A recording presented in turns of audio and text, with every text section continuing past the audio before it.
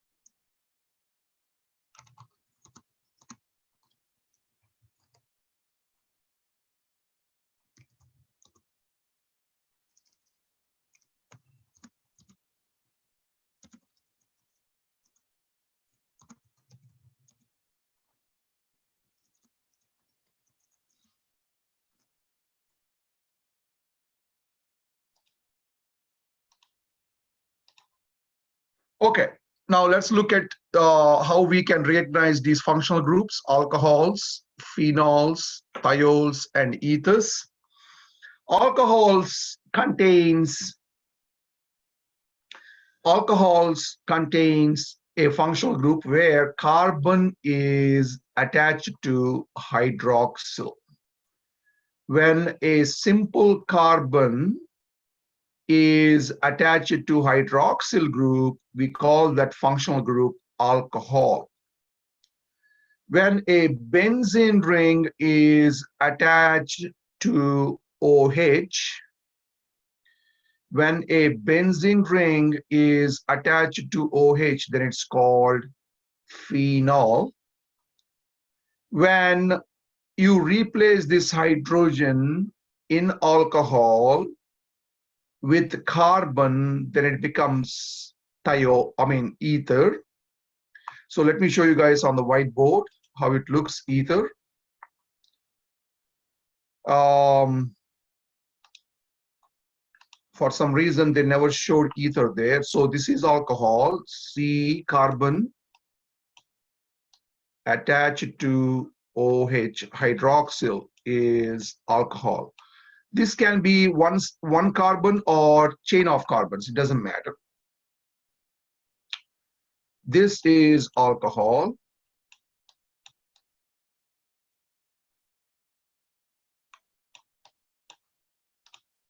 When a simple carbon is attached to hydroxyl group, then it is alcohol. Now you guys can see if I replace this hydrogen in alcohol with carbon, COC is ether. COC is ether. So everyone see the difference between alcohol and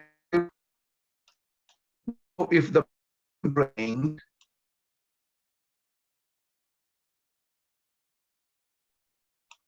to hydroxyl group, then this is phenol. When benzene ring is attached to hydroxyl group, then it is phenol. When carbon is attached to sulfur, then it's called thiol. Then it's called thiol. Thiols are really bad smelling compounds. For example, rotted egg. Rotted egg gives you a smell that smells like a thiol. So thiols are very bad smelling compounds. So these are the 4 functional groups we are going to discuss in this class: alcohols, ethers, phenol, and thiol. Even though we are discussing 4 functional groups, we are going to concentrate mostly on alcohols in this chapter. We are going to concentrate mostly on alcohols.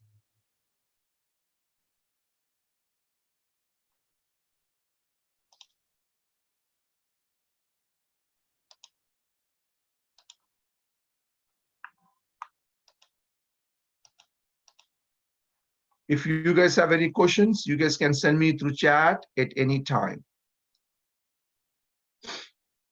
If you guys have any questions during the lecture, you guys can send me a chat message at any time. So now let's look at the 3D models of these molecules, how they look.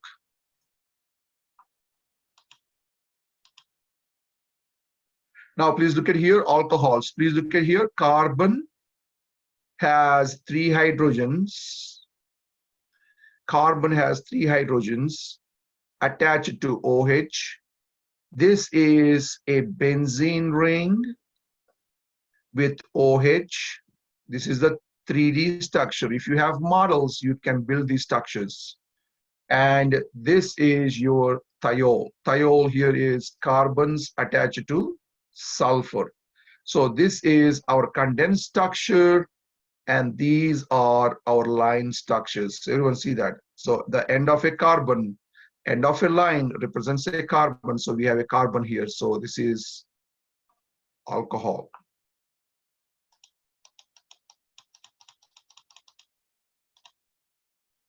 Now we are going to look at naming alcohols. And naming alcohols, the rules are same. Nothing changes from alkenes. The only difference is you have to replace E in alkane with all. All is coming from alcohol. That's it. All is coming from alcohol. So we are going to do some example problems and see how we can name alcohols. We are going to do some example problems and we are going to learn how to name alcohols. So let's start with this. So let's go to the whiteboard and do some example problems on alcohols. I want everyone to practice this in your class notes. Now let's take this alcohol.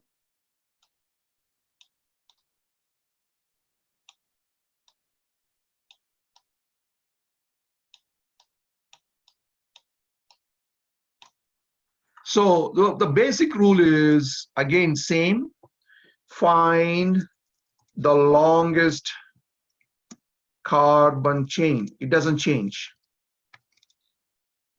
The basic rule is always, in IUPAC rules, the basic rule is find the longest carbon chain.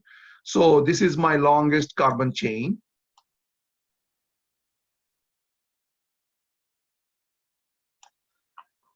Once you got the longest carbon chain, what is the normal alkane name? The normal alkane name is, I have 3 carbons. Please look at here.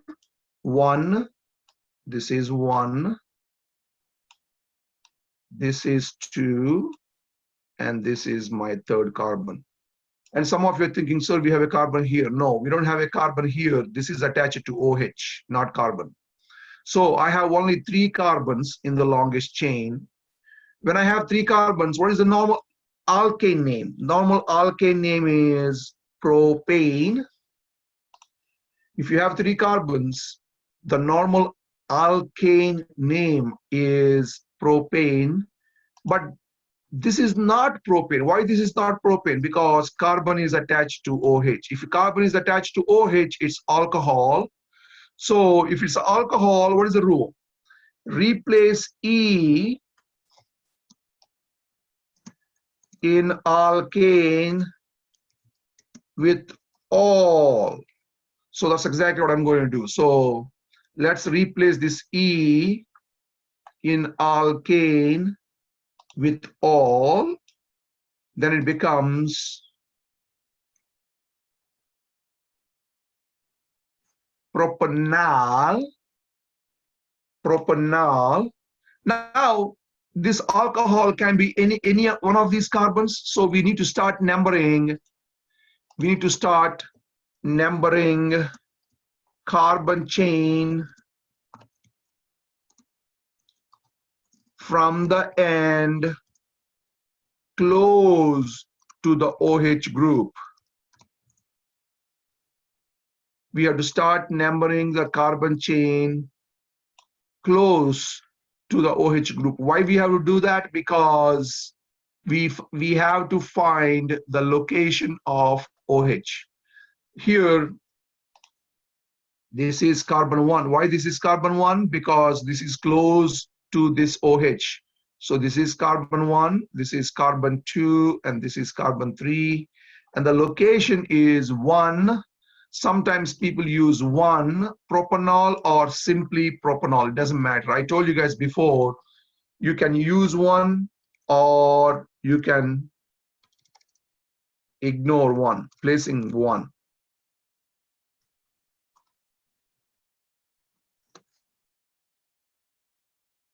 So you can simply say it propanol or 1 propanol, it doesn't matter. Next. Now, what if I have a carbon like this, alcohol like this?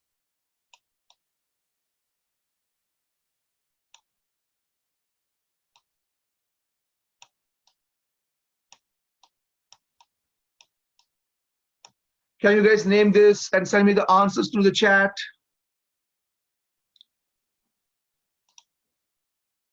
Please find the name of this alcohol and send me through the chat.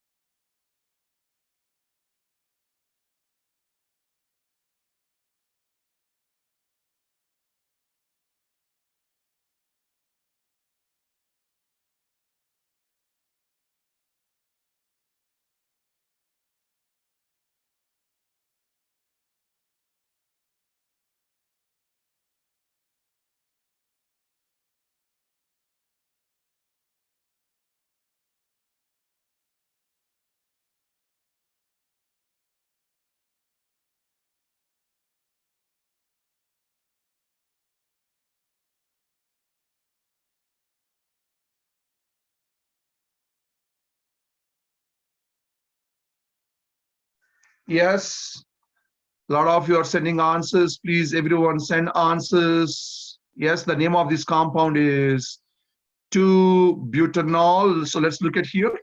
How many carbons we have? This is a carbon 1. And this is a carbon 2. This is carbon 3. And this is carbon 4. And this gets 1. This gets 2. This gets 3. And this gets 4. And the name of this compound is 2-butanol. 2-butanol.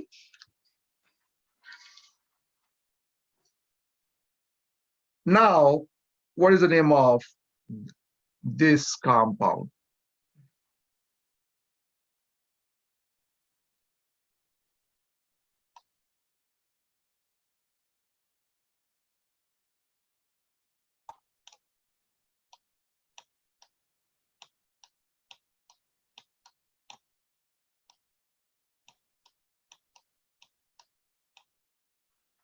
Try to name this compound. This time I have 2 alcohol groups. When you have more than 1 OH group, we name it as diol. diol, that means two alcohol groups. So the rules are same for this. Find the longest chain. So this is our longest chain. Start numbering from the end. So this is the end I'm going to start with. 1, 2, 3, 4. Why I'm starting from this carbon? Because this is the carbon that has the OH group. We have to start numbering from the end close to the OH group. So this is 1, this is 2, this is 3, this is 4. So the name of this compound is 1, 2 butane. I'm using the complete alkane name. I'm not replacing diol. So 1, 2 butane diol.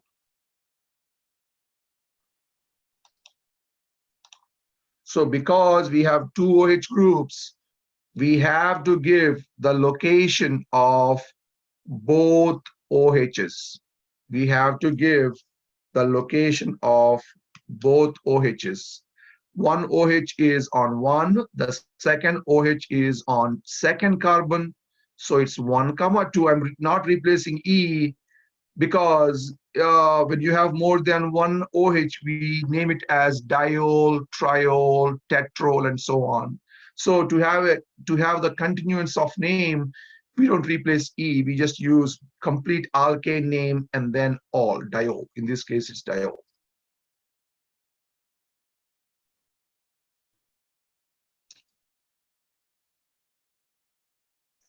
Next,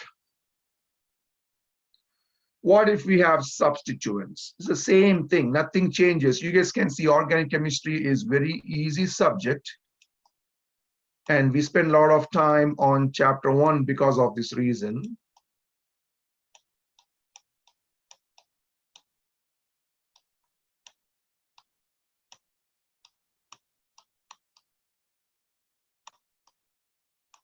Please name this alcohol and send me the answers.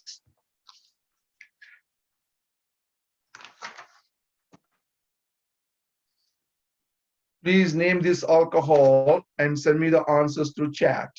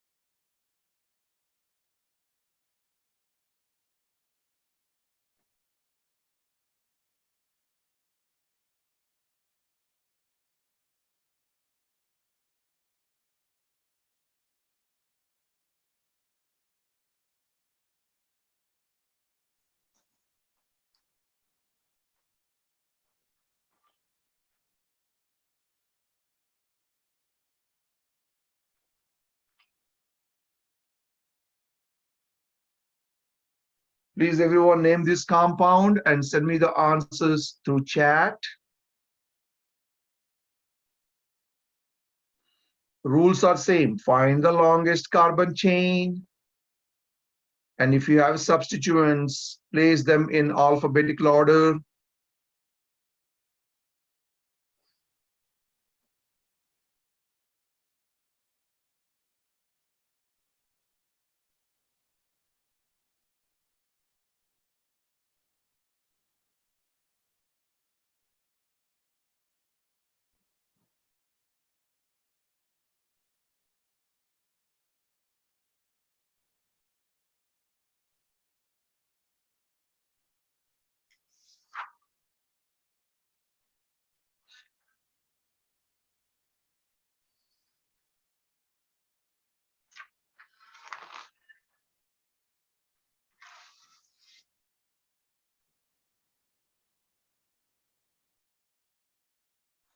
So now let's look at, some of you already sent the answers. Please look at here.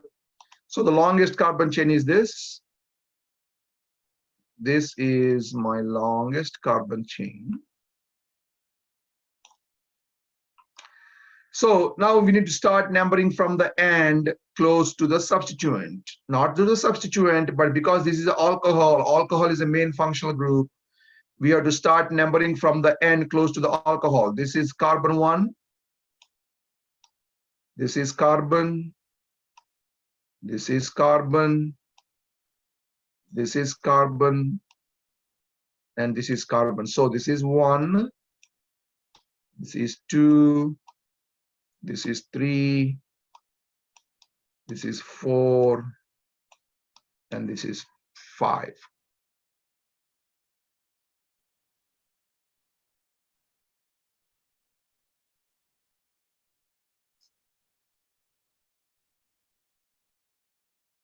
So if you have 5 carbons, it's pentanol. And in alphabetical order, please look at the name. 3-bromo, 4,4. Because why we have to use 4,4? Because you have 2 methyl groups, 2 substituents on the same location. So you have to give both locations. 4,4. We have 2 methyl groups, dimethyl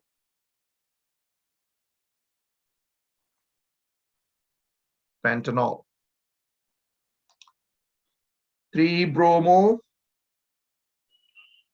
4,4 dimethyl pentanol.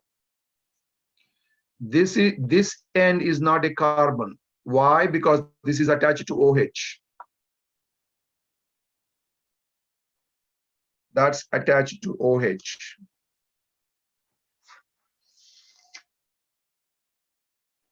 Next.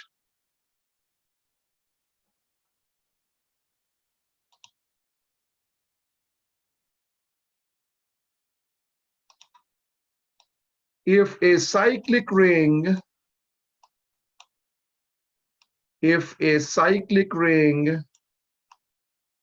contains OH,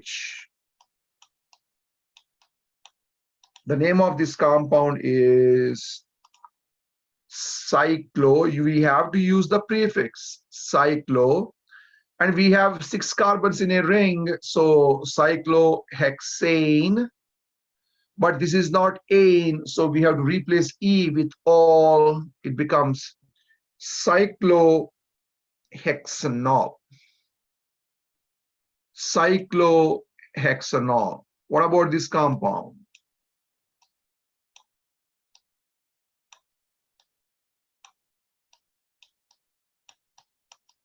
This is cyclopentanol,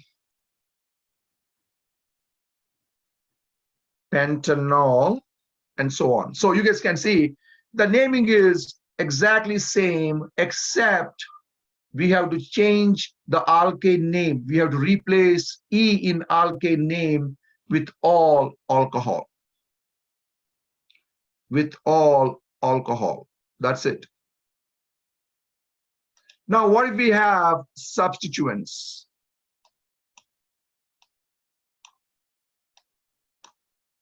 What if we have substituents? Like, for example, let's say this is OH here.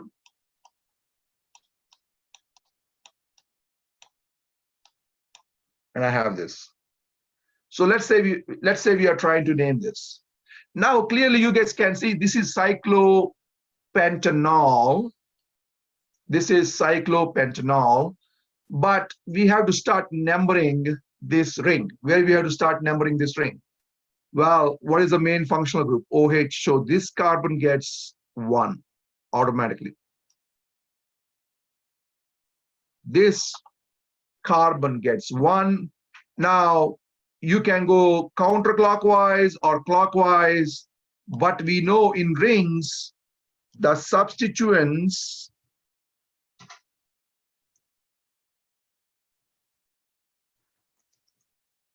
has to get lower numbers. we know the substituents has to get lower numbers. So if this is 1, this is going to be 2. Not 5. This is going to be 2. So the name of this compound becomes 2-methyl 1. You can place 1 or ignore 1. It doesn't matter. Cyclopentanol. Cyclopentanol.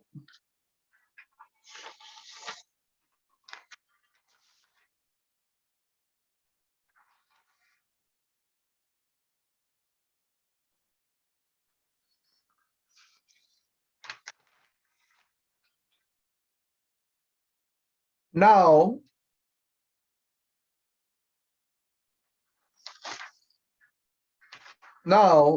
we are done naming with alcohols. Now we are going to look at the significance of alcohols.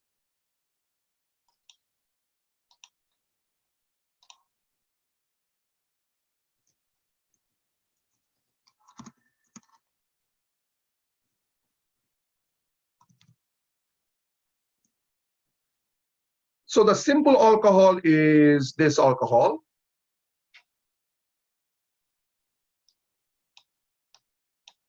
The simple alcohol is with 1 carbon.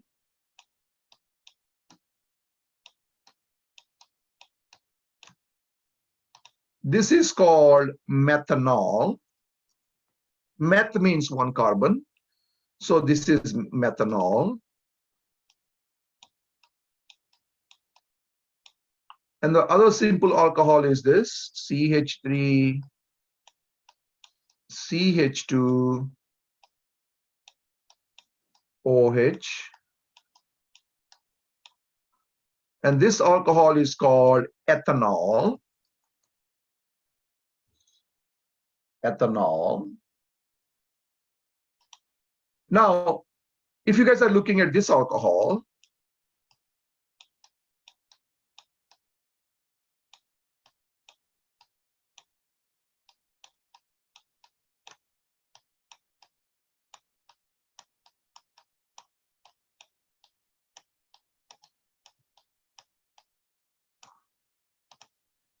this alcohol is called 2, that's the location of OH, propanol, or it's also called isopropyl alcohol. So please look at here, I'm naming common name. So if you guys are looking at these two names, there is a difference. This is IUPAC name.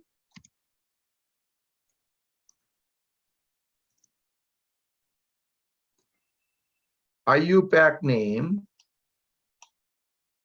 And this is common name. Sometimes people do use common names. So we need to learn how to common name them. Because they are widely used, they have common names. So why this is isopropyl alcohol? Because if you use this as a substituent, please look at here. If you use this as a substituent, this is isopropyl. This branch is called isopropyl. So the last name is going to be alcohol. So the name of this compound is isopropyl alcohol. Now, what is the common name for this alcohol? Well, that group is called ethyl. Ethyl. So the name of this compound is going to be ethyl complete alcohol. Alcohol. The name alcohol. Ethyl alcohol. This common name is going to be methyl alcohol.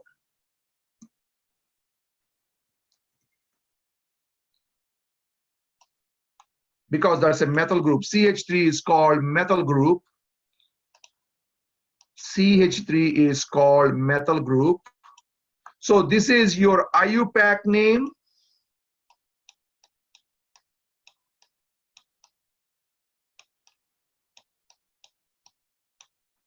And this is your common name.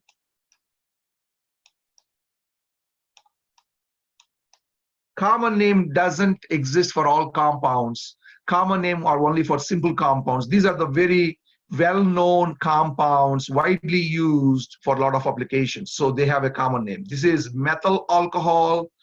This is ethyl alcohol. And this is called isopropyl alcohol. We can buy isopropyl alcohol from HEB.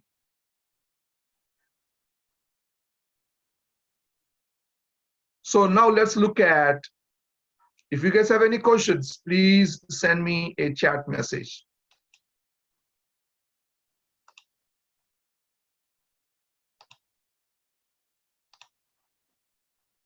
Now let's look at the significance of methanol. Methanol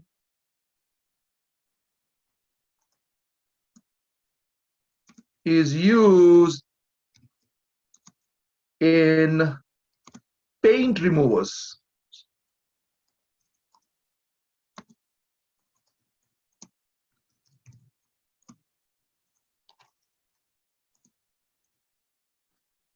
Methanol is widely used in paint removers, nail polish removers, and so on. And methanol is also used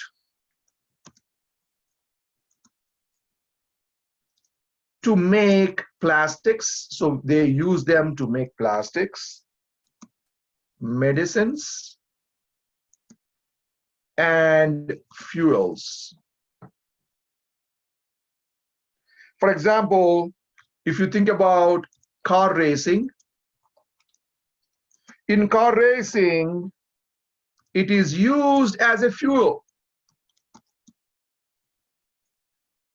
because it is less flammable and has a higher octane number.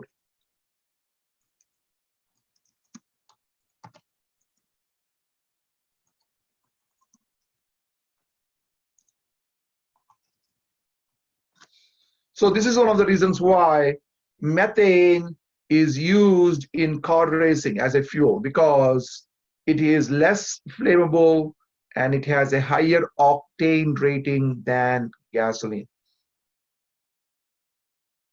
Okay, next, ethanol.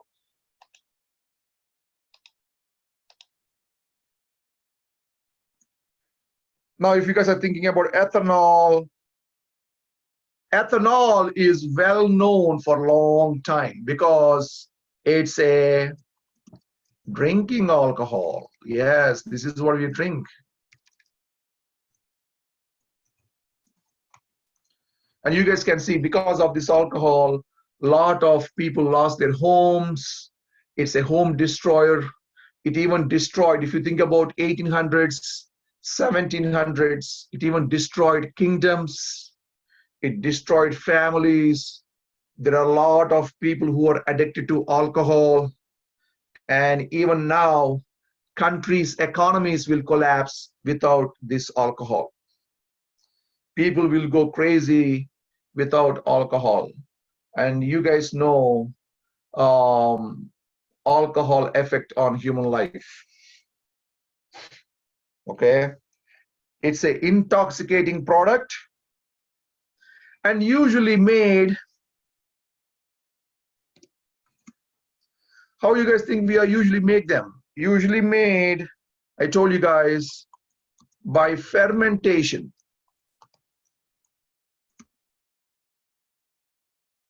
Of grains, sugars, and starches. So usually they are made by fermentation of a lot of different types of grains. You can produce different types of ethyl tasting alcohols, and you can make them by using fermentation of sugars and starches. But we know we can make it. If we want to make ethanol, we can also make, chemically, we can make alcohol from alkene. We learned that. All we have to do is add water onto the alkene. We saw that in the last class, chapter 12. In chapter 12, if we want to make it chemically, we can make it. We can make alcohols by adding water on alkenes. We saw that in the last chapter.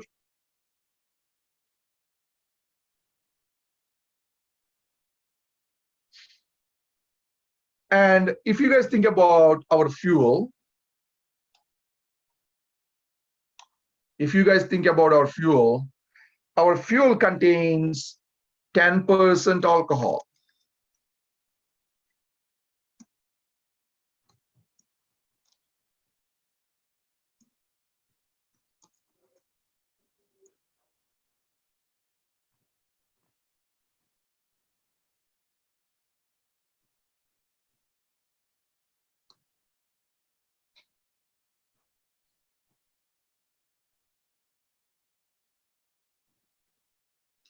It's called gasohol.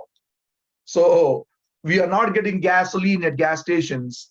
We are getting gasohol. Gasohol means it's a mixture of alcohol and gasoline. It's a lot of people think it's gasoline, but it's not gasoline. It's called gasohol.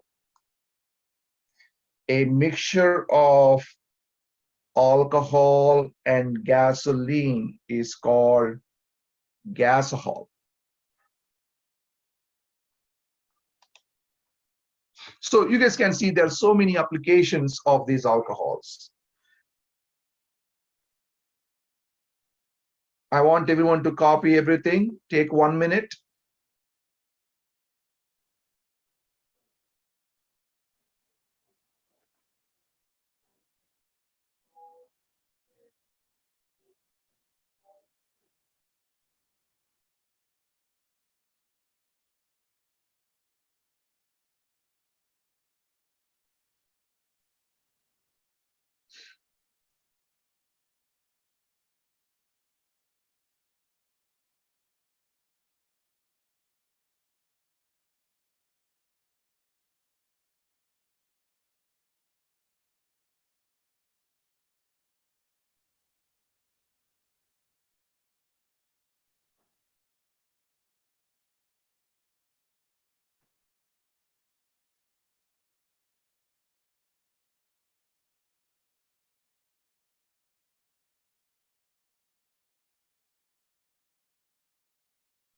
Okay, now we have some other products I would like to discuss. So the next product is this.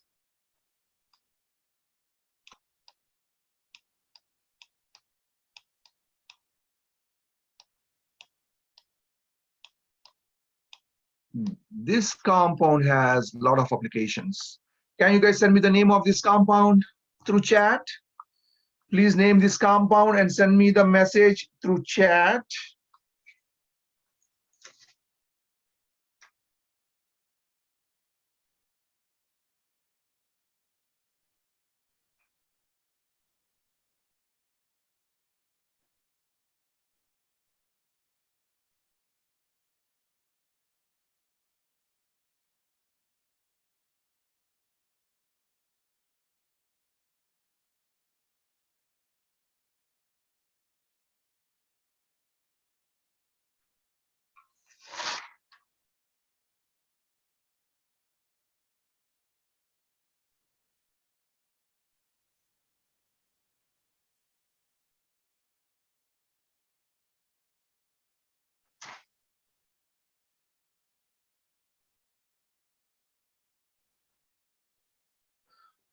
Please make sure you have a complete alkane name. Everyone, please send me the name of this compound. This is carbon number 1. This is carbon number 2. So the name of this compound is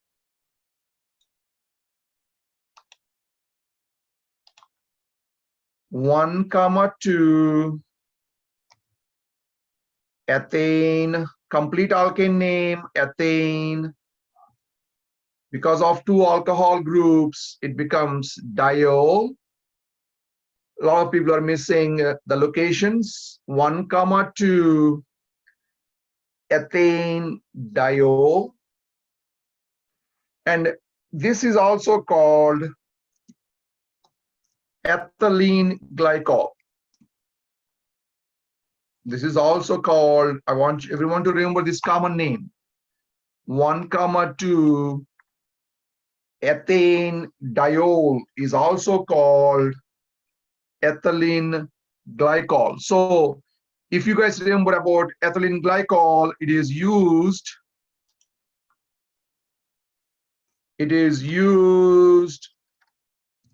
as a antifreeze.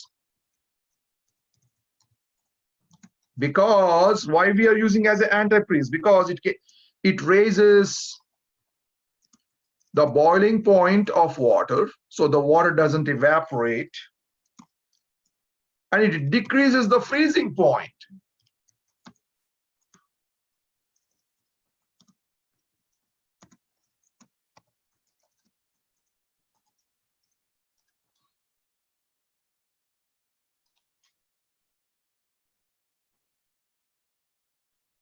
So this is one of the reason why it is used as an antifreeze, very wide applications. We buy glycol all the time, but we have to be very careful with this compound, because this compound is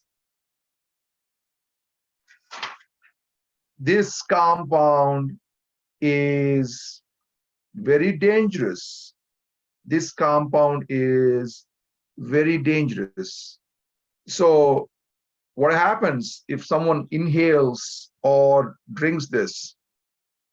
Well, it is extremely toxic.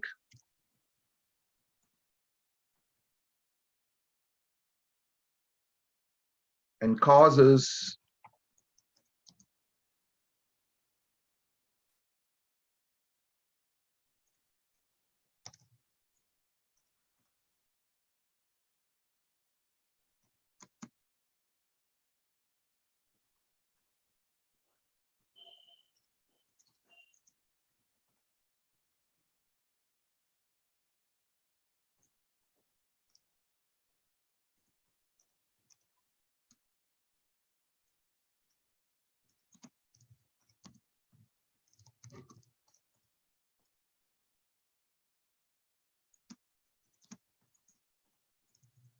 you have to keep this product away from children.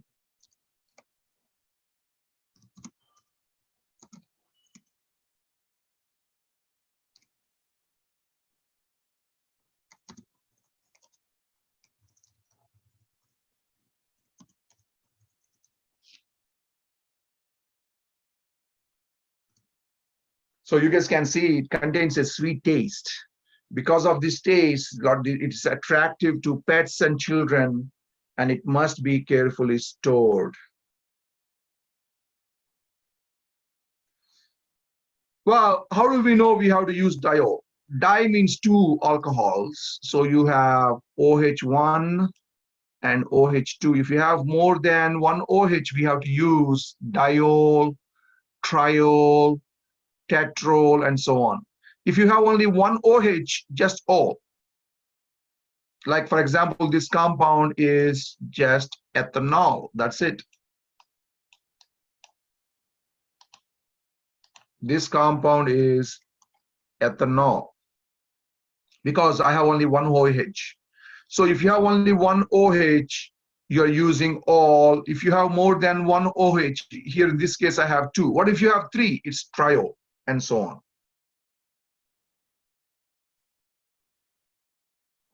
Now the next one is this compound.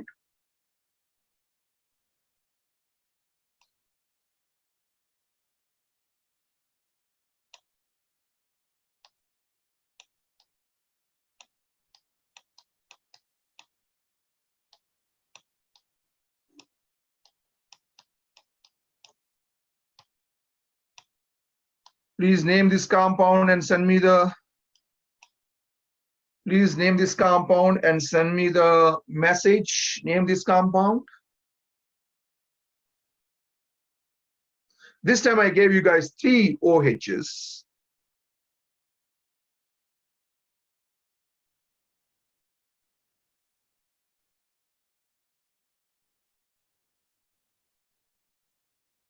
Name this compound and send me the message.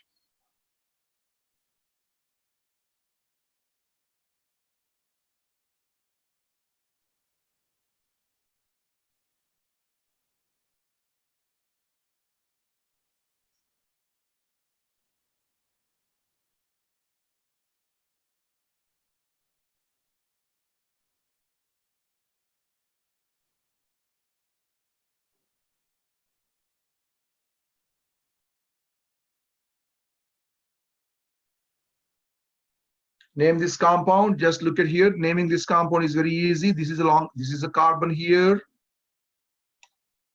This is carbon, and this is carbon. So 1, 2, 3. So the name of this compound is,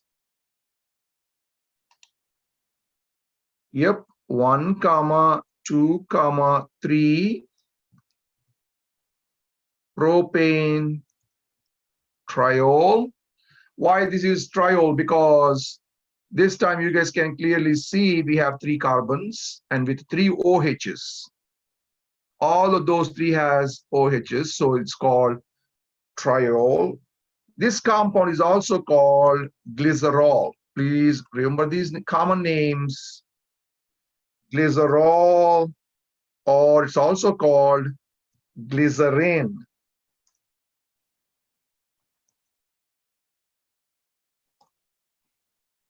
Glycerol or glycerin, it's the same thing. Well, this compound is obtained from oils and fats. So when they're making soaps, this product is formed as a side product, and it is used as a skin softener. It is used as a skin softener in products. Can you guys think of products like skin lotions, cosmetics, shaving creams, and liquid soaps?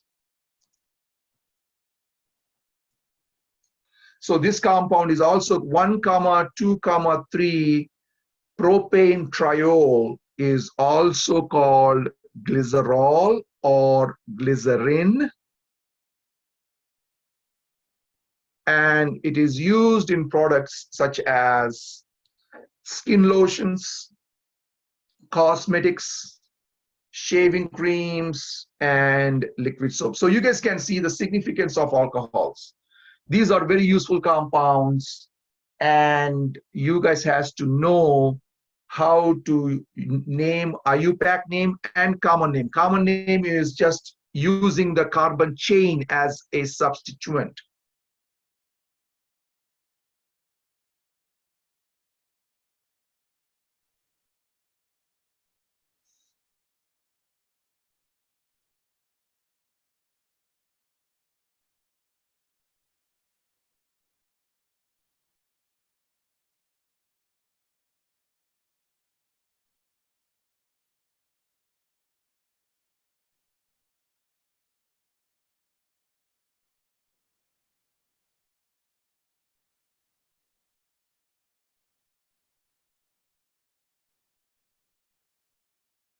Okay.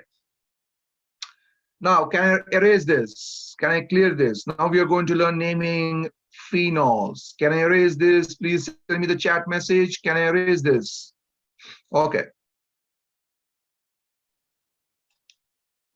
So now we are going to look at naming phenols. We already know how to name phenols.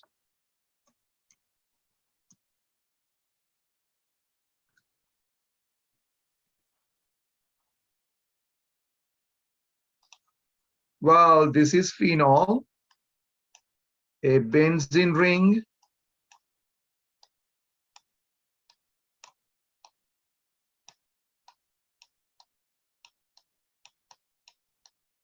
with OH is called phenol, is called phenol. Now, what happens if we have a substituent like Br? Now, which one gets 1? This carbon or this carbon? I told you guys with phenol, toluene, and alanine, carbon with OH gets automatic 1. Carbon with OH gets automatic 1. So if this is 1, this will be what? 2. So the name of this compound is 2-bromophenol, or 1,2 positions is also called ortho positions. Simply O. O stands for ortho. Ortho bromophenol. So when you're naming phenols, you guys can see carbon with OH gets automatic 1, and then the substituents gets lower numbers.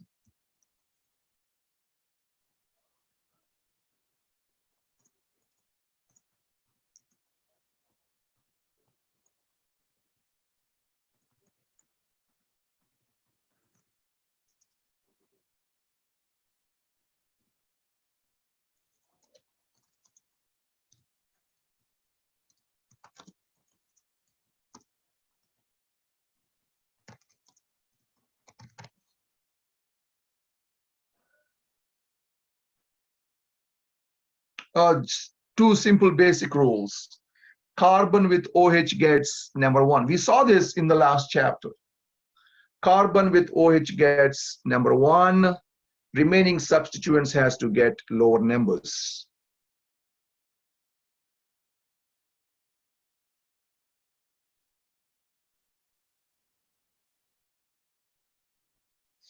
Now, let's try some example problems.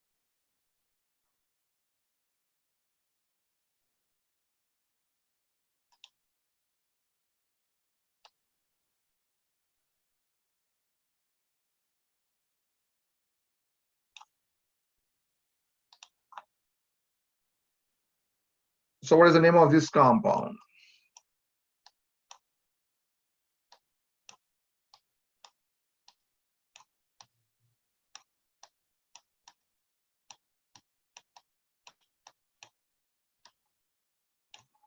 Name this compound and send me the chat message. Name this compound and send me the chat message.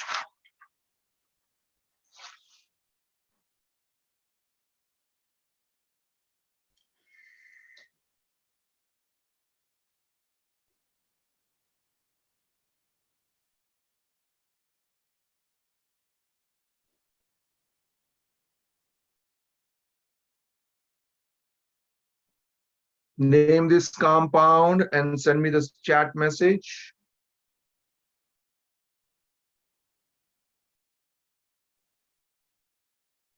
It's not dimethyl. Why it's not dimethyl?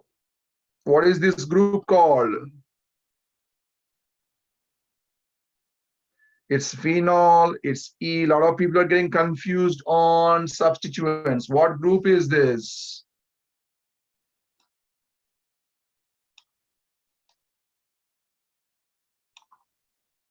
What group is this? This is ethyl group.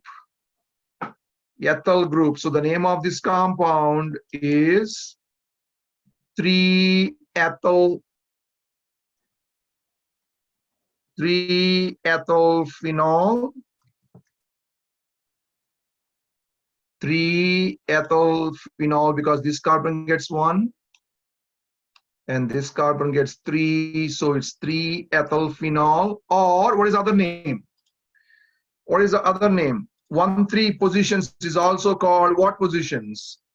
1,2 is called ortho. 1,3 is called meta.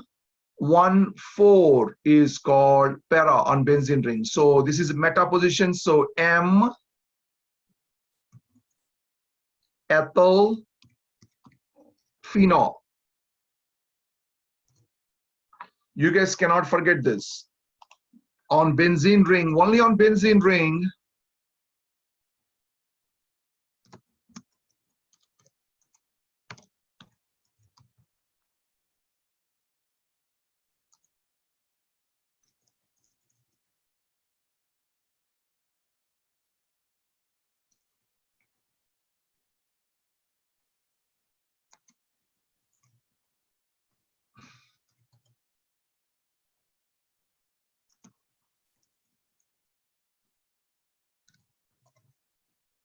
You guys have to remember these names. 1 comma 2 position is also called ortho. 1 comma 3 position is called meta, and 1 comma 4 position is called para.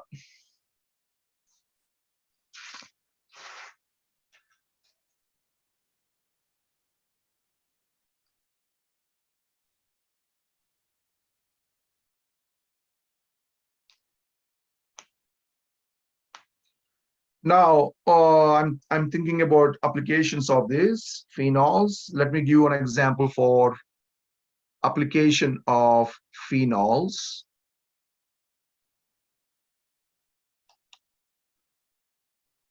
Well, the compound I'm thinking of is this compound.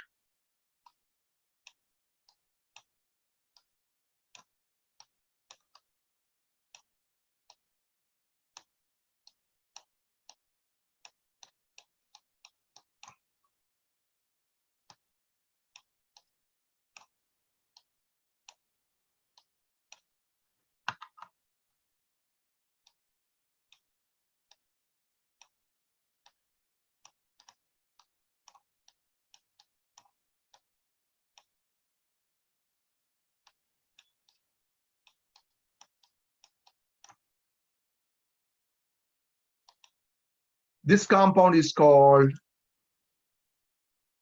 bisphenol,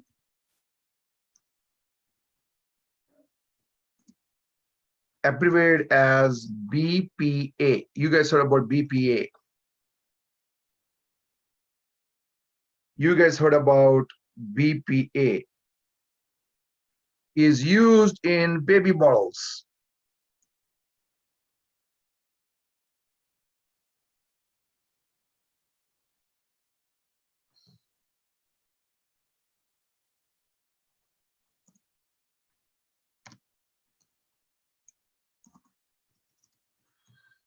Well, if you guys look at some of these plastic bottles nowadays, it says free of BPA and so on. So what happens at high temperatures?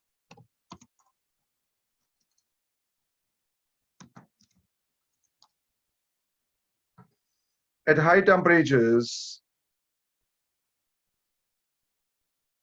this BPA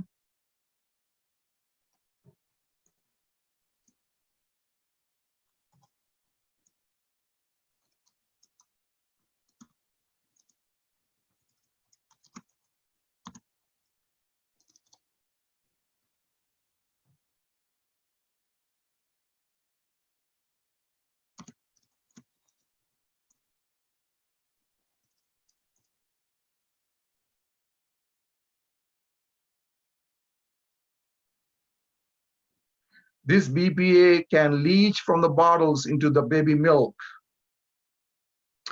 And this BPA is an estrogen.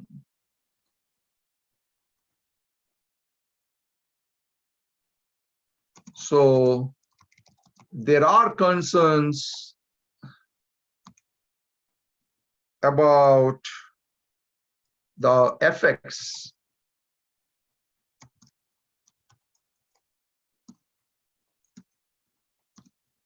from these low levels of BPA.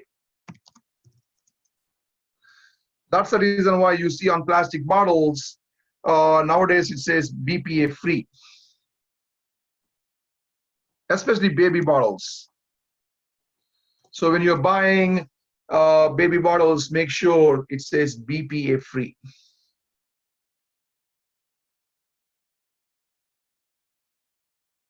Because what happens is, especially in Texas temperature, at very high temperature in summer, these BPA molecules can leach from the bottle into the milk. And that's one of the reasons why they want you to be careful with this product.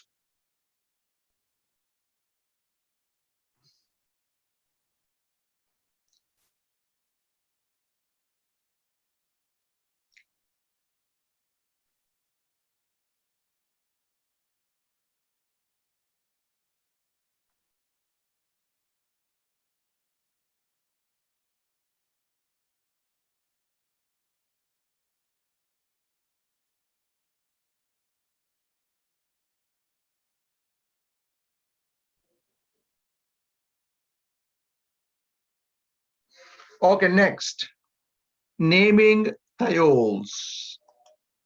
Now we are done with phenols. Now we are going to look at naming thiols. Naming thiols. So how do we name thiols? Very simple. Alkane name. You just have an alkane name of the compound and then tag along thiol. That's it. A simple alkane name and then add thiol. Then it becomes that compound. Well, if you guys think about this simple thiol,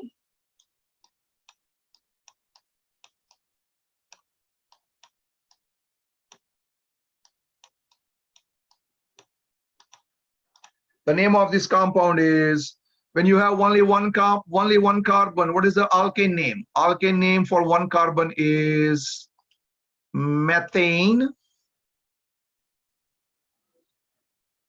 and the name thiol, so the name of this compound becomes methane thiol.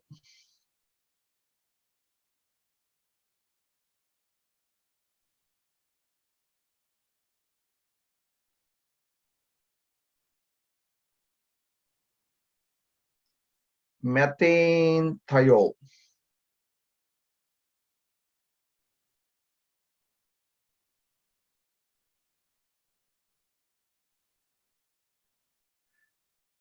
Now what about this compound? Can you guys name this compound and send me the message?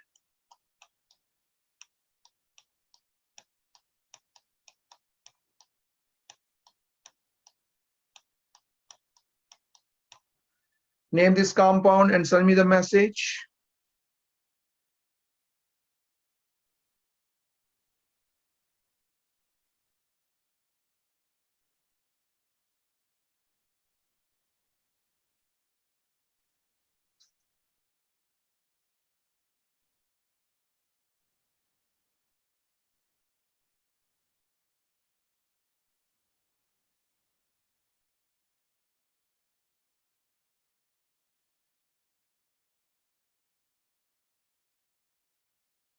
Yes, the name of this compound is ethane thiol.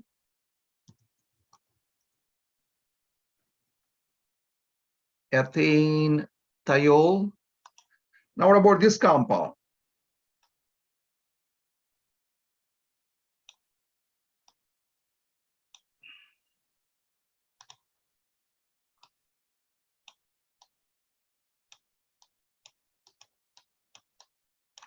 Name this compound and send me the message.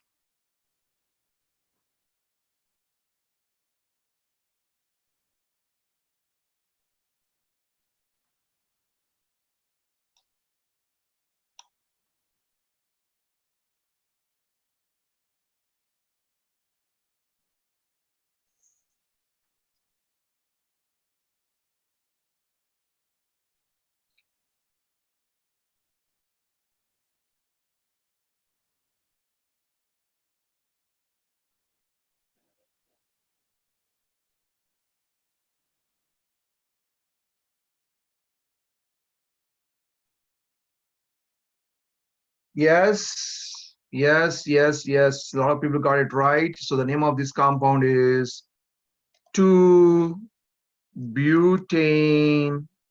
thiol. Why 2? Because this is on the second carbon. This is on the second carbon. This thiol is on the second carbon.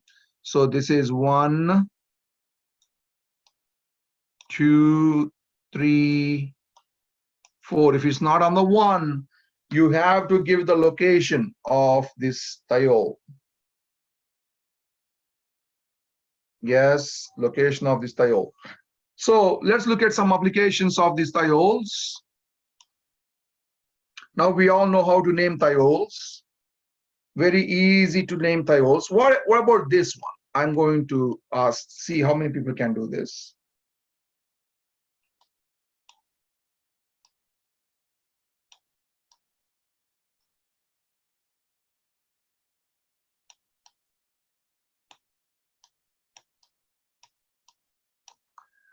What if we have alkene?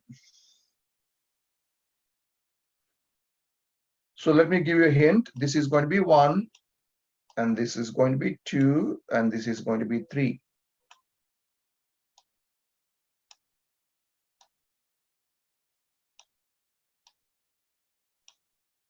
Can you guys guess this name before I write down the answer?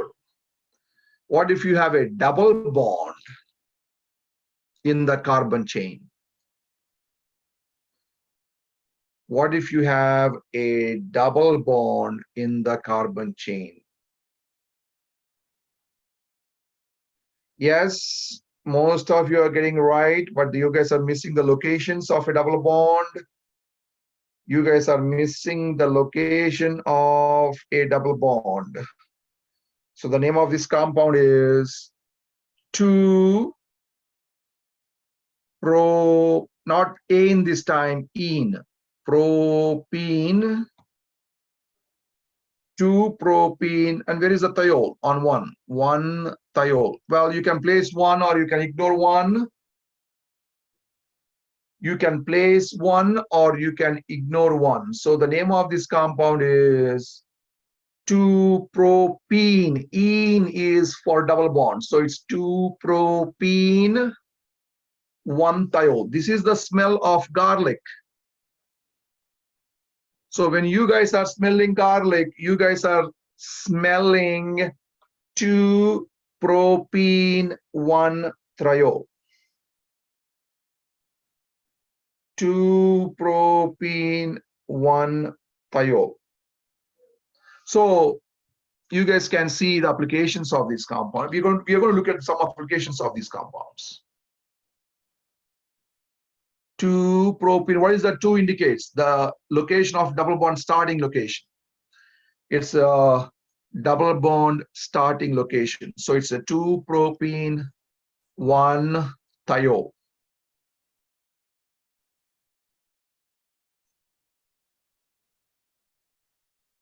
Yeah, you can also write it as 2-propene thiol. Yes. You can also write it as simply 2-propene thiol. Okay, now let's look at some applications of these compounds.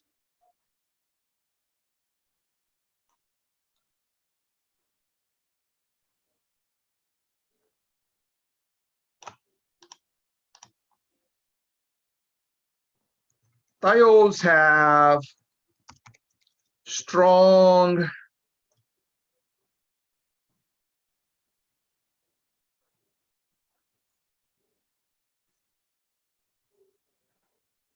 they have a really strong bad smells. For example, spray of skunks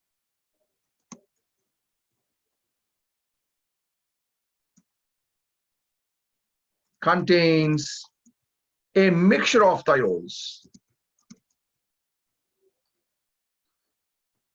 Rotten egg contains smell contains thiols. Well, one of the main application is, for example, if you take natural gas,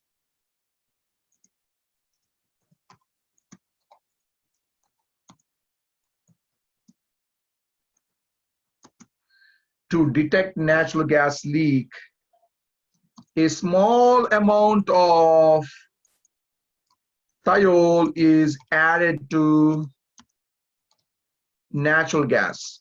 So you guys can see natural gas itself is odorless. It doesn't have any smell. But what if you have a leak? Because we know natural gas is flammable. So what if you have a leak in the house? You need to detect that leak. So they add small amount of thiol to this natural gas so that when there is a leak, you can smell it.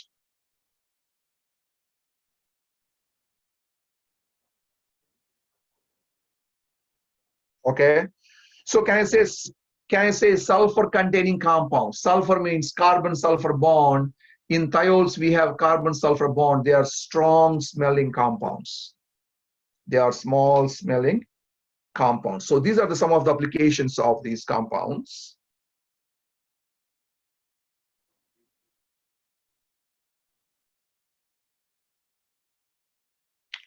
Okay, let's solve some problems from your textbook.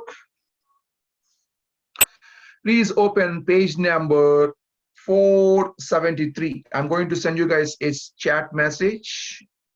Please open page number 473. Try to solve 13.1, 13.2, 13.3, and 13.4.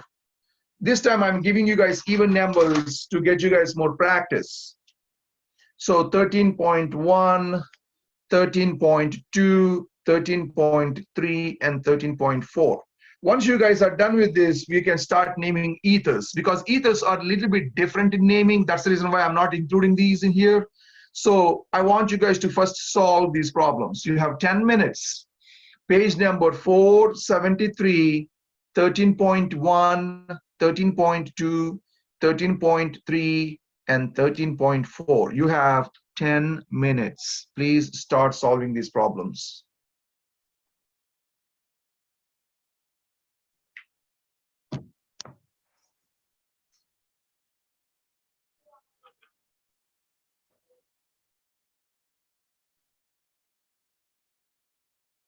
And when I come back in 10 minutes, if you guys have any questions on any of these problems, if you want me to solve any problems, we can solve them on the whiteboard.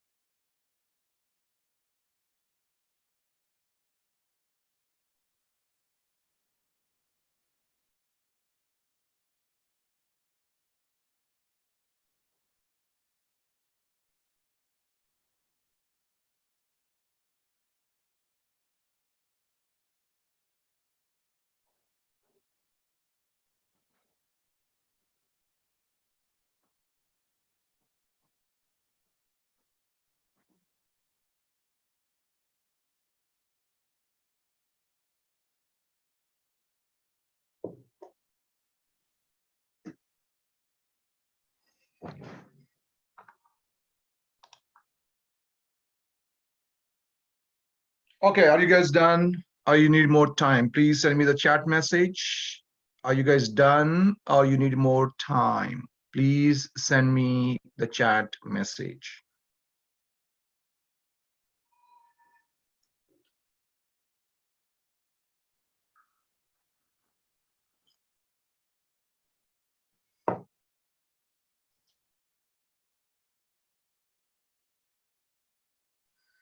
Okay, I'm going to give you guys 5 more minutes.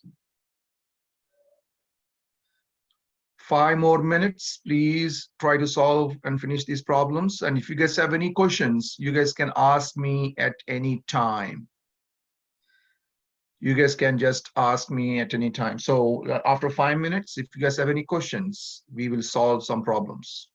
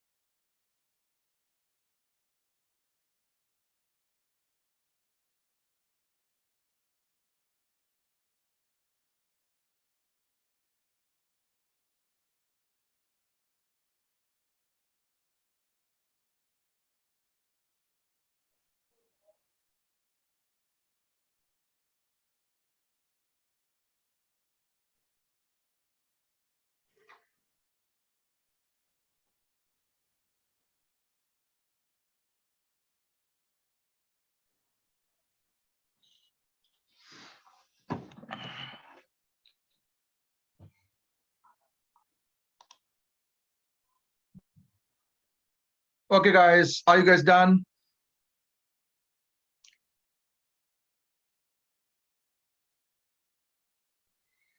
Are you guys done? Yes. Do you guys want me to? Okay, let's go through one by one. If you guys want me to solve any problems, I can solve it for you guys. Let's start with 13.1. 13.1. Do you guys want me to solve any problem from 13.1? Please look at 13.1. If you guys want me to solve any problem, please send me a chat message. 13.1. Now let's look at 13.2. Oh, you want me to solve E? Okay, let's solve E from 13.1.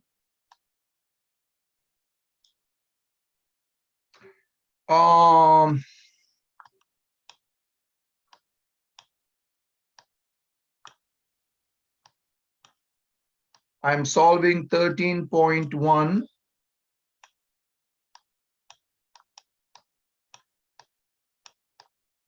I'm looking at E.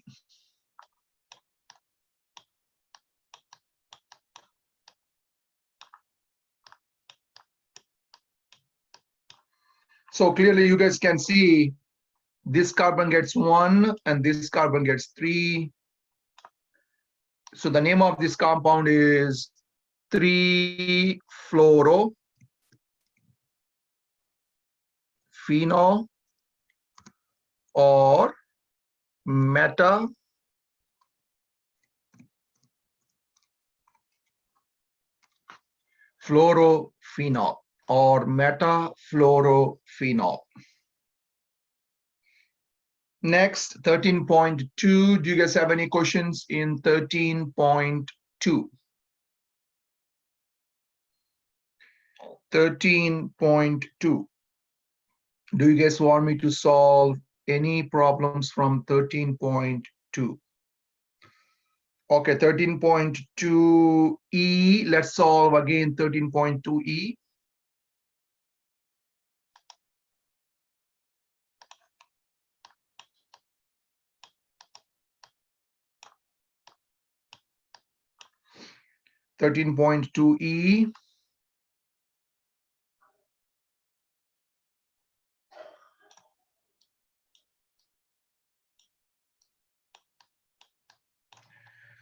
So now we need to find the longest carbon chain from the end close to SH. 1, 2, 3, 4 from this side. 1, 2, 3. So you have to start from numbering from 1 here. So you have to start numbering from right hand side.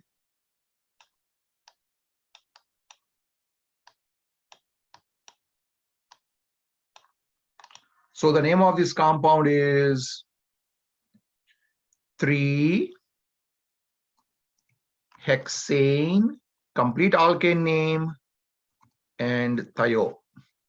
3-hexane thio.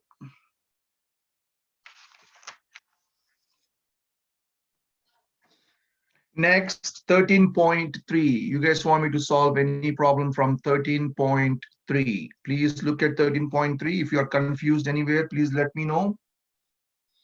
In 13.3 and 13.4, they gave you guys the name and they want you to solve the problems. So let's solve 13.3C.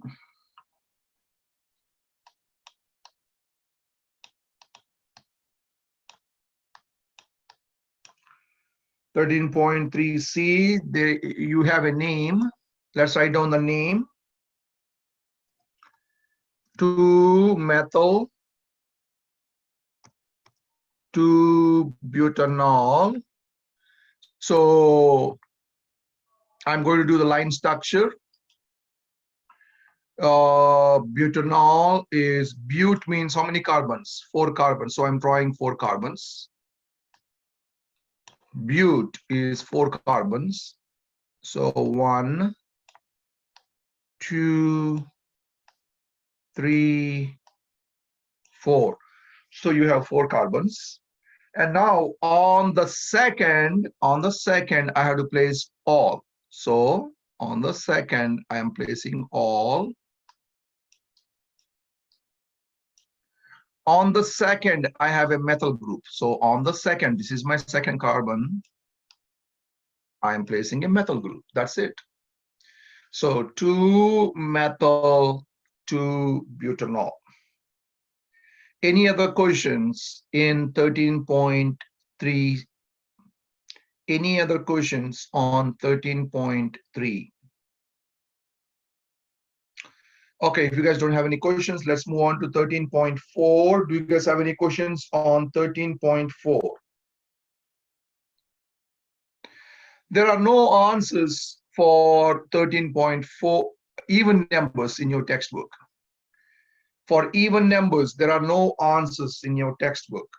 Okay, you have only odd numbers. So if you guys have any questions, I have to solve it on the whiteboard. So if you guys have any problem on one of these problems, please let me know. I will solve it on the whiteboard. So 13.4. Okay, let's solve D. D.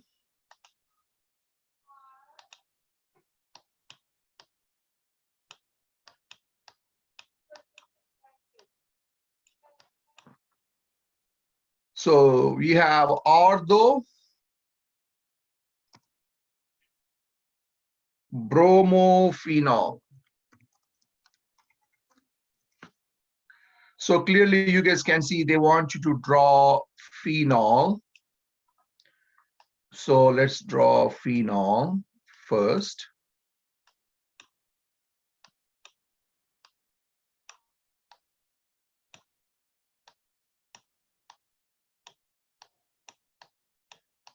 Phenol is benzene ring with OH.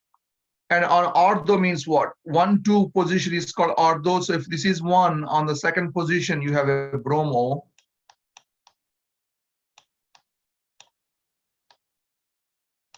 So that's the bromo. Next, let's solve B. B is, I'm going to write down the name, 2,4.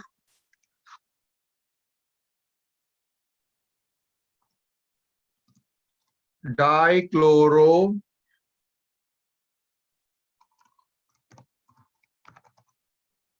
cyclohexanol. So this time they just gave you guys cyclohexanol. So I'm just going to draw cyclohexanol first. This is not a benzene ring. This is just a cyclohexanol. So you draw the cyclohexane ring with OH. Everyone see the difference between phenol and cyclohexanol? There is no ring or alternating double bonds inside the ring. This is cyclohexanol. On 2 and 4, if this is 2, on 2 and 4, you have chlorines. So that's cyclohexanol. Cyclohexanol, so because this is 1, this will be 2, this will be 3, and this will be your 4. So 2,4 dichlorocyclohexanol.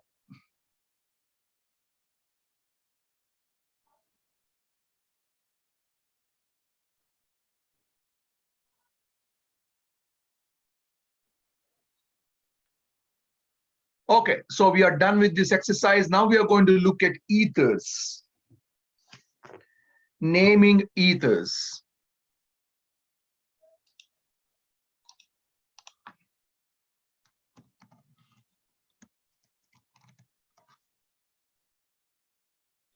Naming ethers. So when you're trying to name ethers, you have to start again by, now let me take an example anyways. Let me take an example and then we can use that example to solve ethers.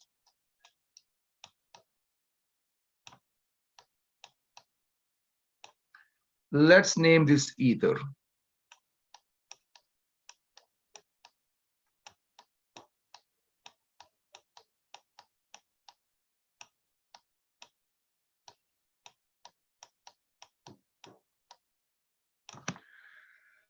So let's look at this. Let's name this ether. How do I know this is ether? Because you guys can see carbon attached to oxygen, and oxygen is attached to carbon again. So you have COC. COC. So I'm going to show you guys how to name this ether. Again, the basic rule is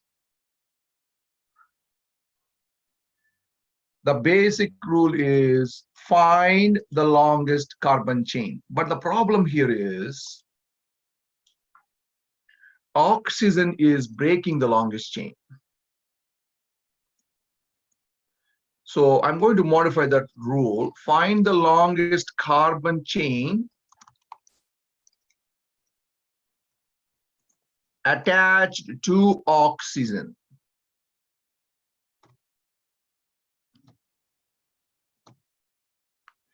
So you guys can see, find the longest carbon chain attached to oxygen, because oxygen is breaking apart into two carbon chains. We have to find the longest carbon chain attached to oxygen. So this is the longest carbon chain.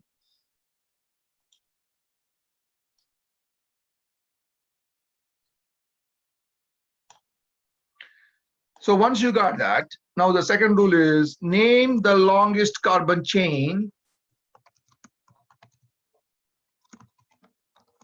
as a alkane name.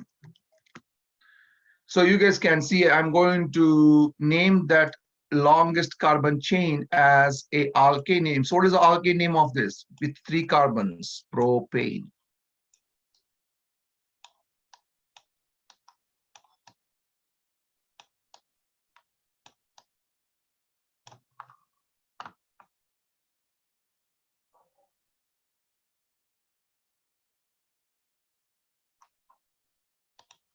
Now rule number 3.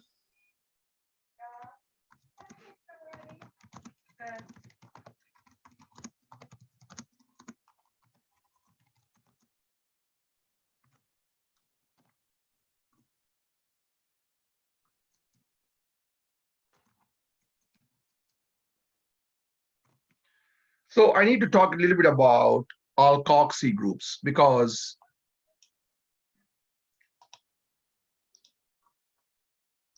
I need to talk a little bit about alkoxy groups. So let's talk a little bit about alkoxy groups. Now please look at here. CH3 is called methyl. We all know that. CH3 is called methyl. But if you have OCH3,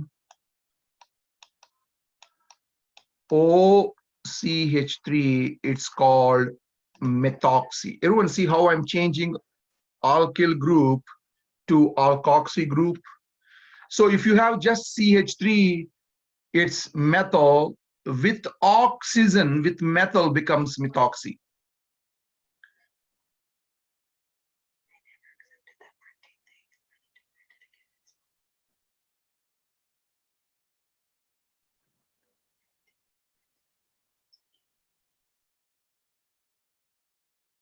The next one is ethoxy. So please look at here.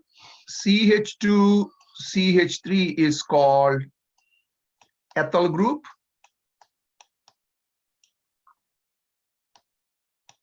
This is ethyl.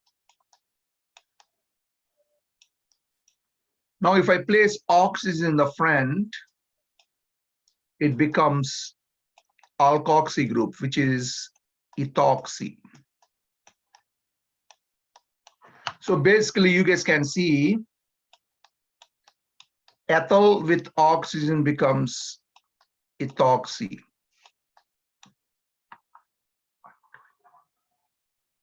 So in this chain, this is called methoxy.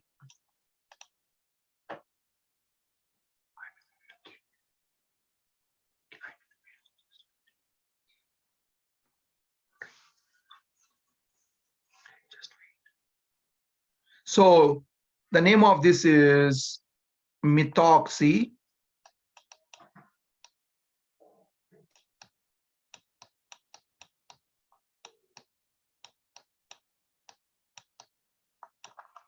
And this is propane. So the name of this compound becomes methoxypropane.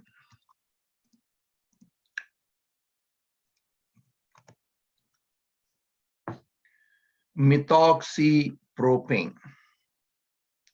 So these are the rules for naming ethers. These are the rules, IUPAC rules for naming ethers. But what if I want to name it as common name? Now let's look at the common name. So the common name ends with ether. The common name ends with ether.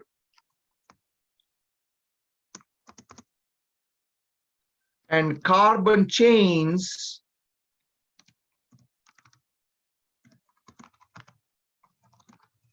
are named as alkyl groups. So what do I mean by that? I'm going to show you guys.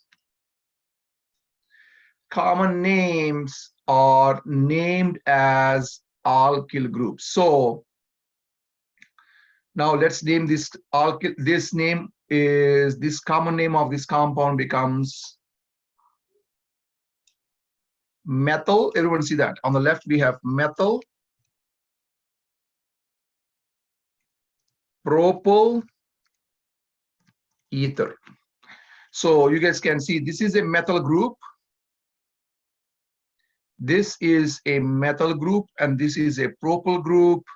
So in alphabetical order, methyl, propyl, ether.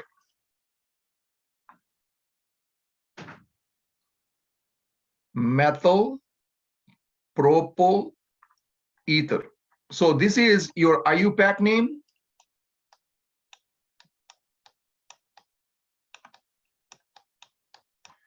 And this is your common name for this compound. So let's do a couple of examples and you guys can solve some problems from your textbook. Let's do a couple of examples.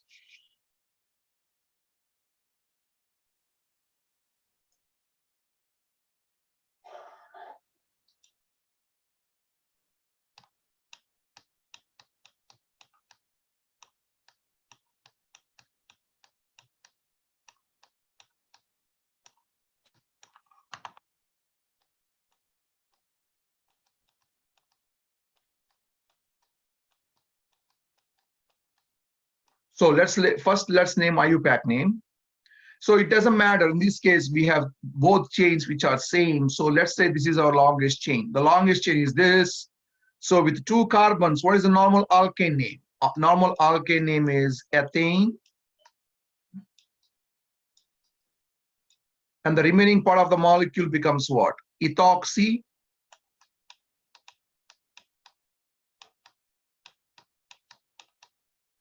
So the name of this compound is, IUPAC name is ethoxy ethane.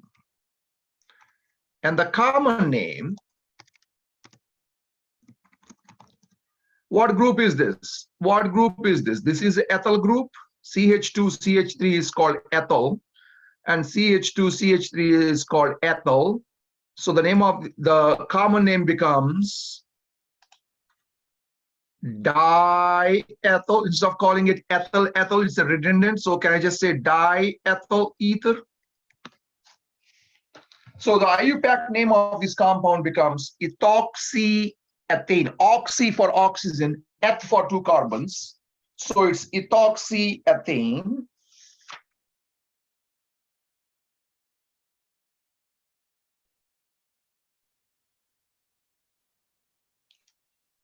Ethoxyethane.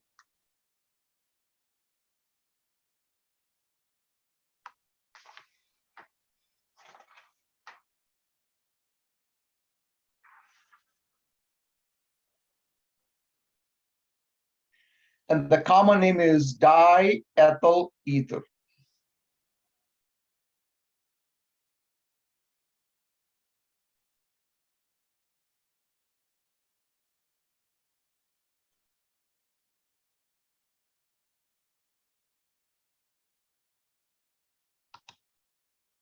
So if I have to draw the line structure for this compound, it's going to look like this.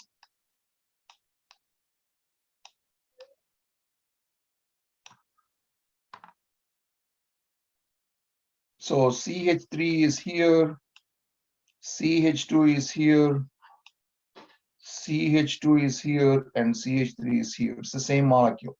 So I'm just drawing to name ethers. Next.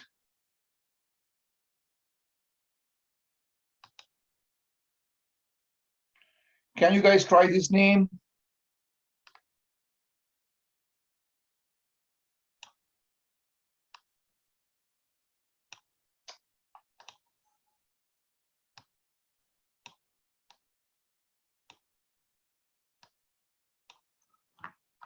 Can you guys try this name?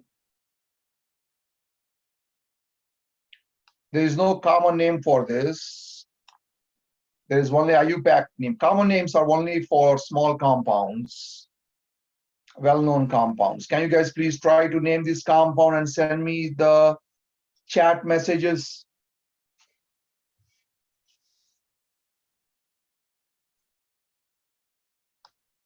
So this is going to be 1, and this is going to be 2, and this is going to be 3, and this is going to be 4.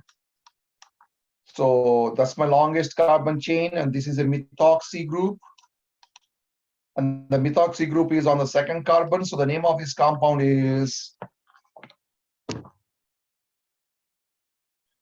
2-methoxy butane. This is the name of this compound. It's a little bit harder. You guys can see you have to find the longest carbon chain. I found the longest carbon chain, and I have a methoxy group. Oxygen with methyl group is called methoxy group. I have a methoxy group on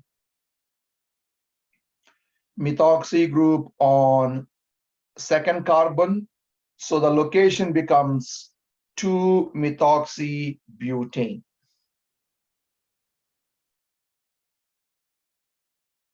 So the name of this compound is 2-methoxy butane. Next. Now what happens if we have a benzene ring? So let's do some example problems with benzene ring. How do we name this compound?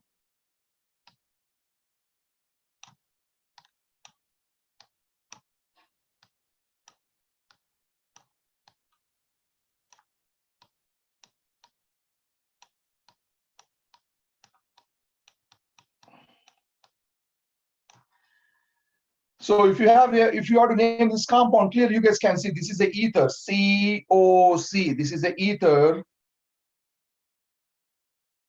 This is the ether. So the IUPAC name is, the longest chain is benzene, and this is a methoxy group. So the name of this compound, IUPAC name is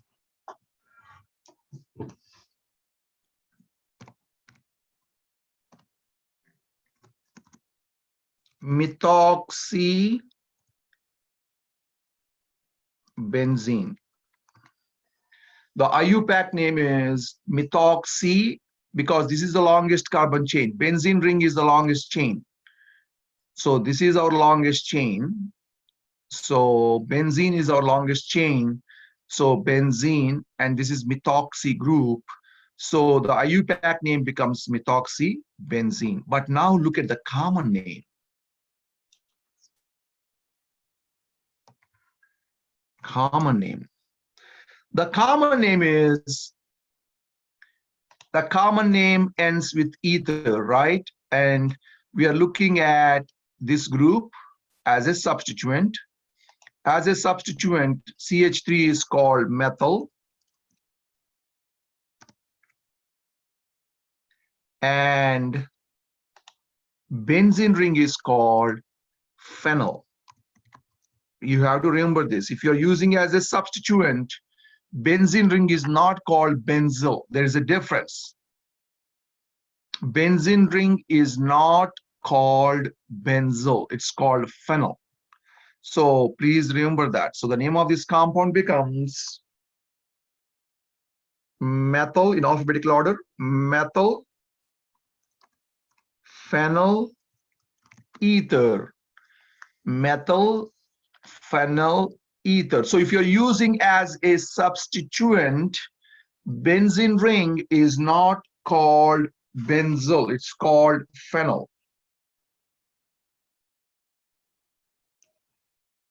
It's called phenyl. So the name of this compound is methyl phenyl ether. Methyl phenyl ether. So for the test, sometimes they will ask you for the common name, and sometimes they will ask you for IUPAC name. But you have to remember both names, how to name both.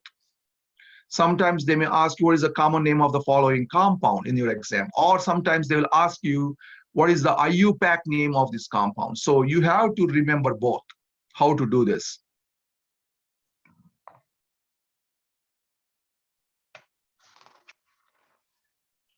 Now, let's solve some problems from your textbook. Please open page number 476. I'm going to send you guys chat messages. 476. Try to solve 13.5 and 13.7. I'm sending you guys is phenyl is a common name. Phenyl is a substituent.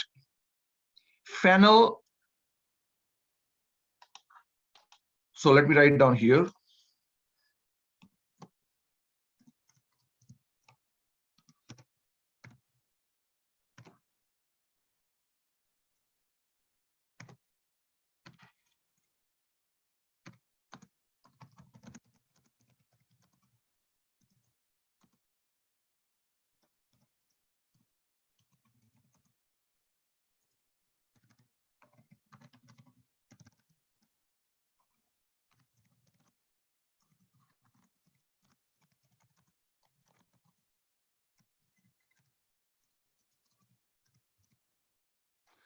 Phenyl name is used when benzene ring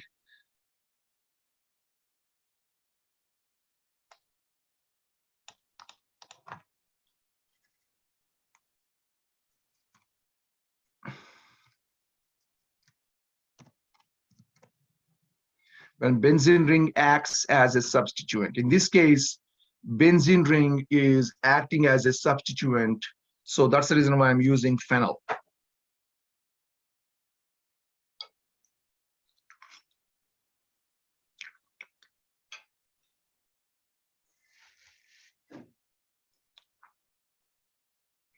So please look at here. Let me summarize here.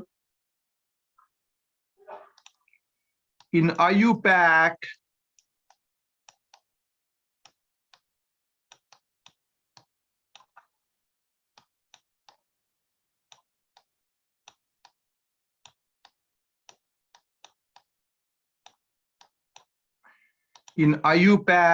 when you're naming ethers,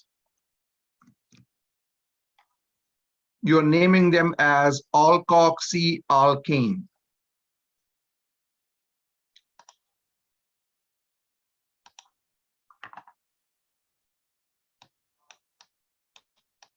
When you're using ethers in common name,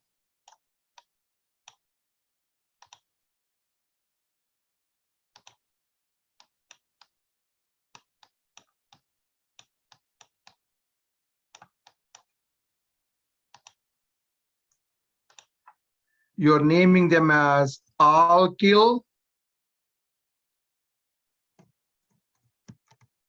and then end with the word ether. So you guys can see the difference. In IUPAC naming, you're naming them as alkoxy alkane. You have to find the longest carbon chain and end with alkane, and the remaining part is acting as alkoxy. When you're naming by using a common name, you're using this group and that group as a substituent, as an alkyl substituent, and then end with the word ether, like methyl, ethyl, ether, or methyl, phenyl, ether, and so on. So if you guys have any questions, you guys will see that when I solve the problem. So please solve page number 476. Try them, 13.5 and 13.7. That's the reason why ethers are a little bit confusing when you're naming.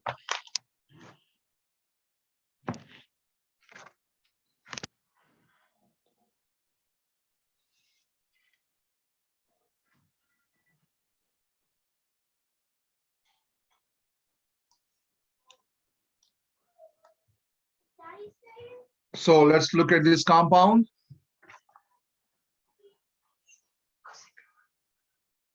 How long are you staying here? How long are you staying? How long are you staying?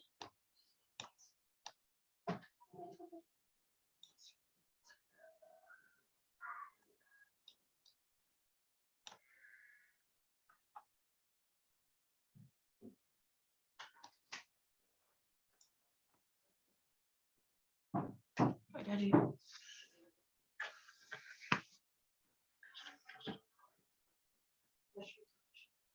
Okay, so let's name this compound 13.5C. So if you're looking at 13.5C, you guys can see this is the longest carbon chain with the ring. So this is called cyclobutane. So I'm going to write this here as an alkane name.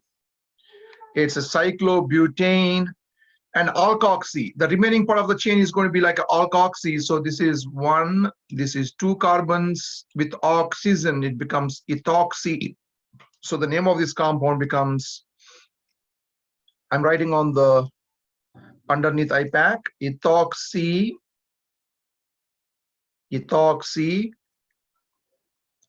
cyclobutane. That's the IUPAC name. Now, what is a common name? Common name is, you guys will see this, we have to use them as a substituent.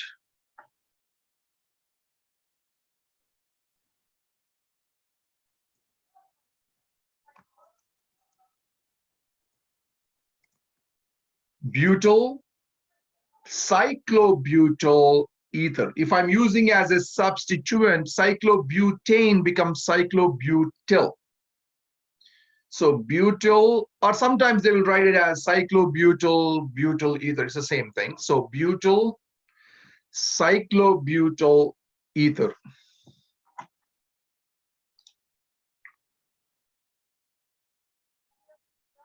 Oh, I'm sorry. You're right, ma'am. I'm sorry. It's ethyl. Yes, I made a mistake.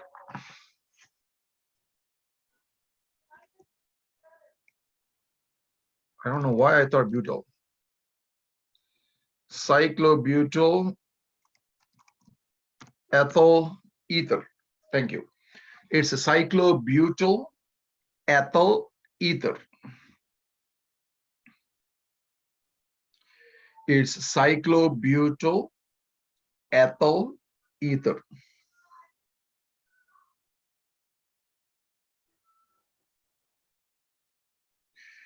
Next, 13.7. 13.7. Do you guys want me to solve any problem on 13.7?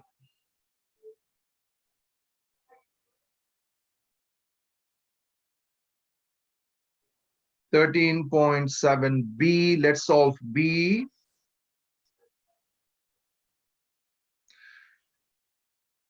13.7b, I'm going to clear everything.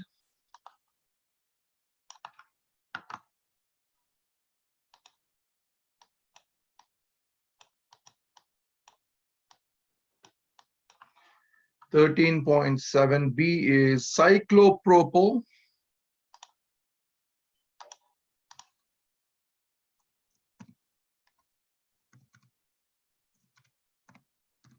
Cyclopropyl ethyl ether.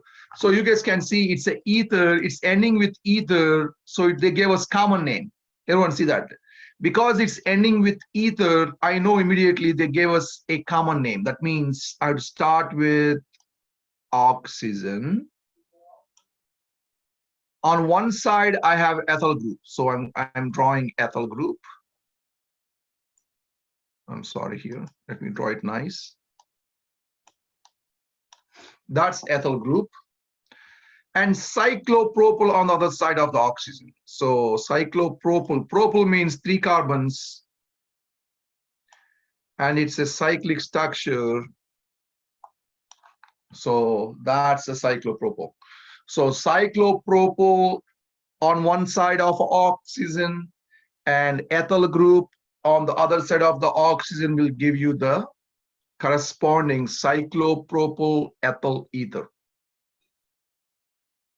Next, the next one is E. Let's solve E.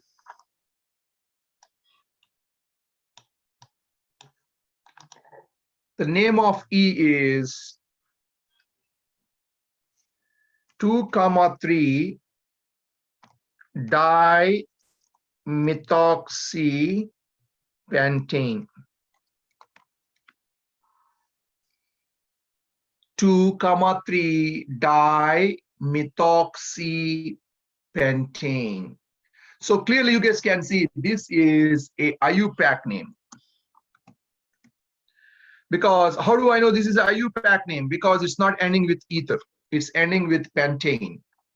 So pent means how many carbons? 5 carbons. So let's draw 5 carbons first.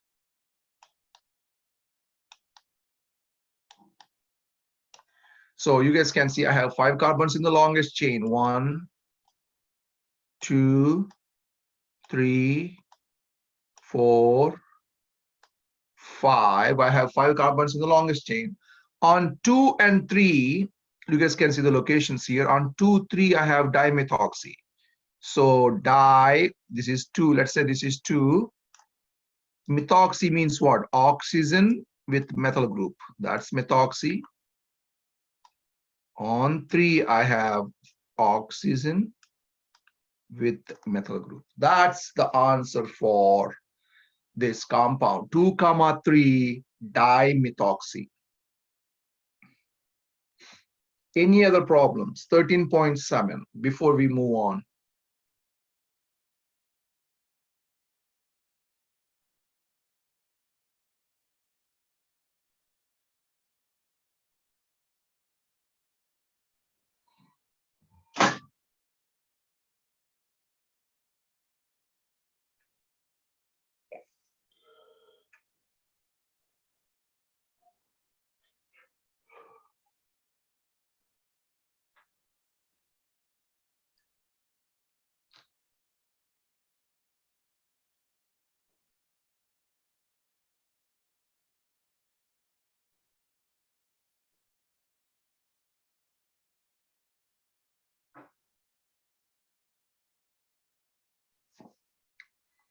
So let's solve D.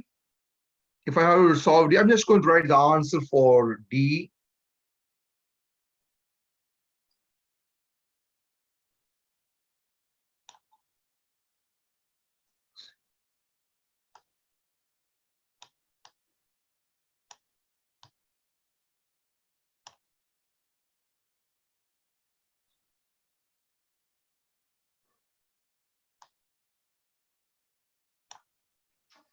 That's the answer for D. On 1, I have ethoxy. This is 1.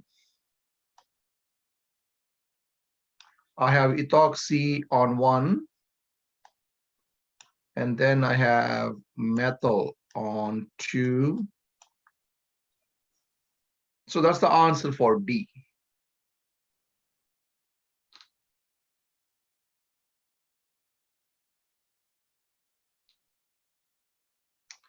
So I have 1, 2, 3, 4. On one, I have ethoxy. Oxy is with oxygen. So you guys can clearly see I'm drawing oxygen connected to ethyl group. This is ethyl. How do I know this is ethyl? Because this is CH2, CH3. So this is ethyl group attached to oxygen at 1, and then I have a methyl group on 2.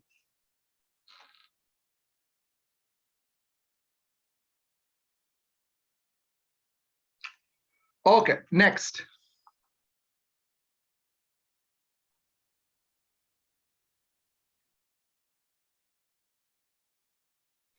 Any other questions on 13.7?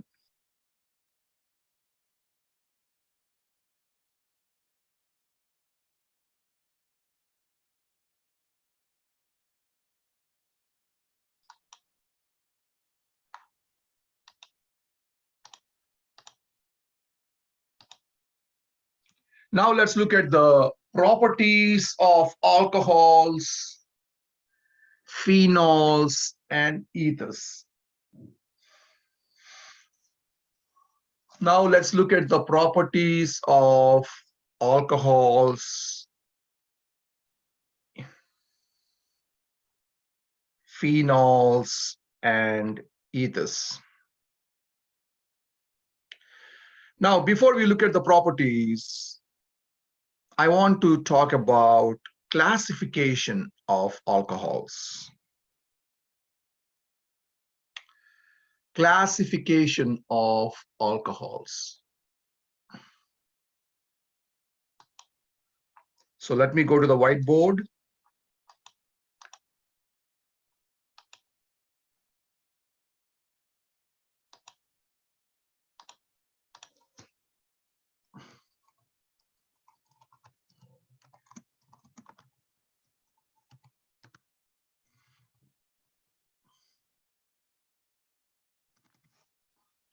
Classification of alcohols. Alcohols are classified into 3 types.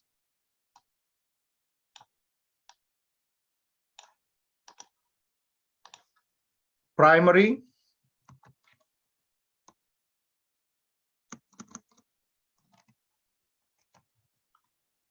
secondary alcohol,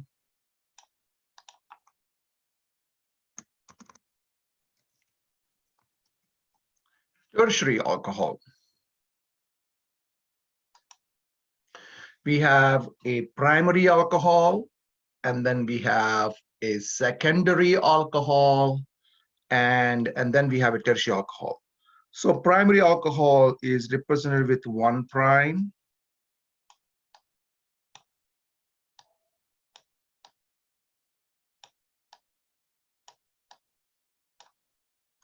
and 3 prime.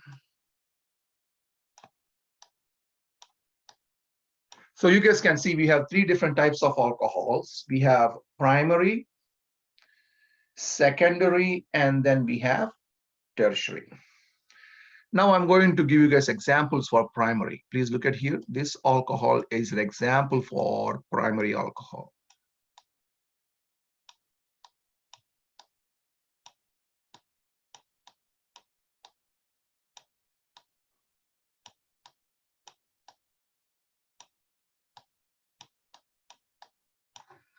This is a primary alcohol. Please remember this. This carbon is called alpha carbon.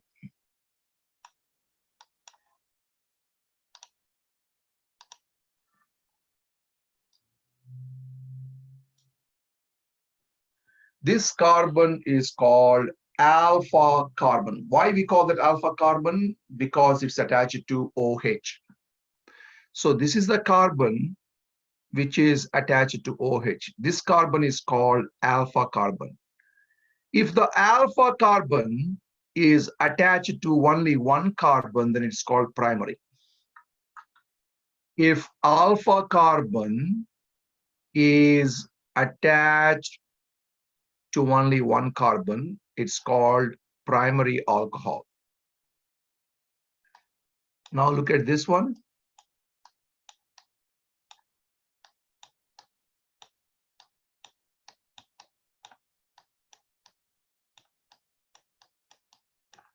This is called secondary alcohol. Why this is called secondary alcohol? Because clearly you guys can see this alpha carbon is a carbon which is attached to OH, is surrounded by two carbons. If alpha carbon which is attached to OH is surrounded by two carbons, then it's called secondary alcohol. Then it is called secondary alcohol. So if we have a primary alcohol, we have a secondary alcohol. Now I'm going to draw tertiary alcohol.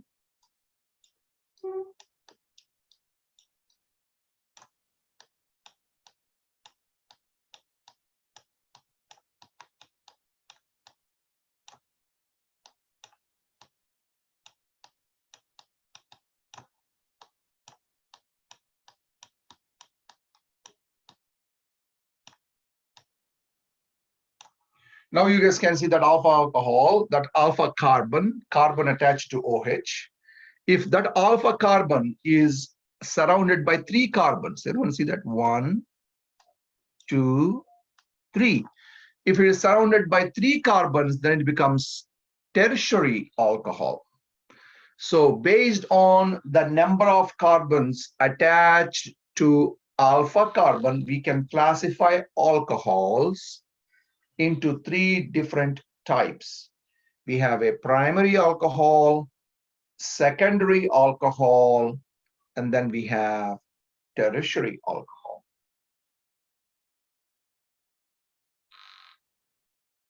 We have tertiary alcohols.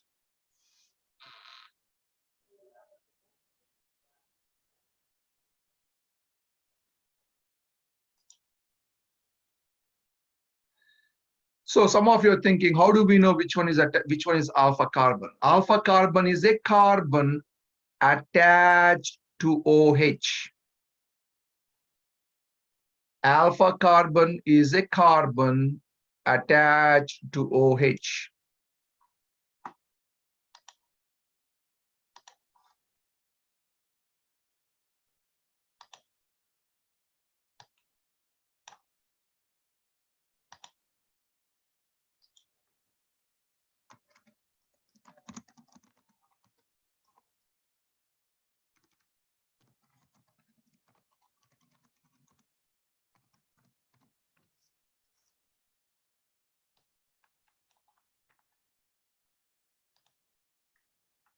Alpha carbon is a carbon attached to OH. So first you need to identify alpha carbon. Once you know alpha carbon, look at how many other carbons are attached to alpha carbon. That will tell you if it's a primary, secondary, or tertiary.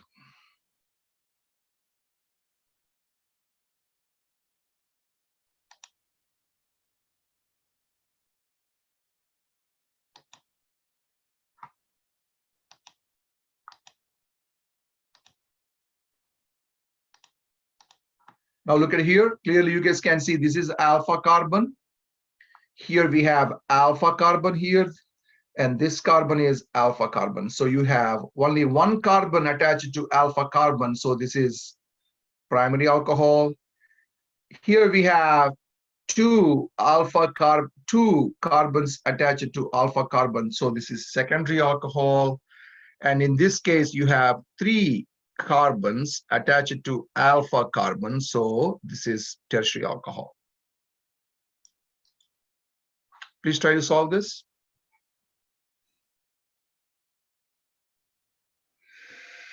Please send your answers through chat.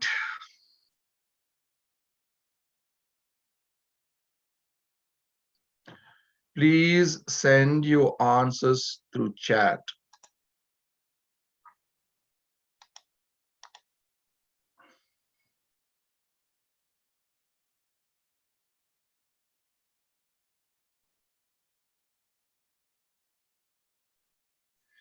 What is A? Is it a primary, secondary, or tertiary? What about B? What about C? Please classify them based on alpha carbon.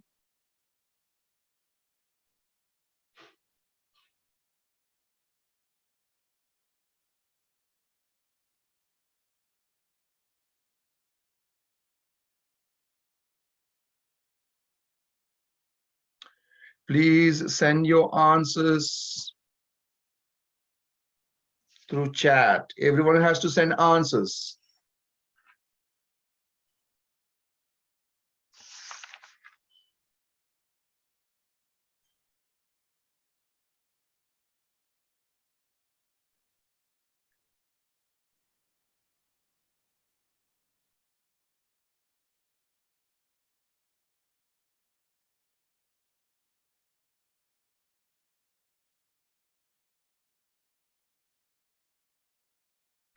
Yes, A is secondary, B is primary, and C is tertiary.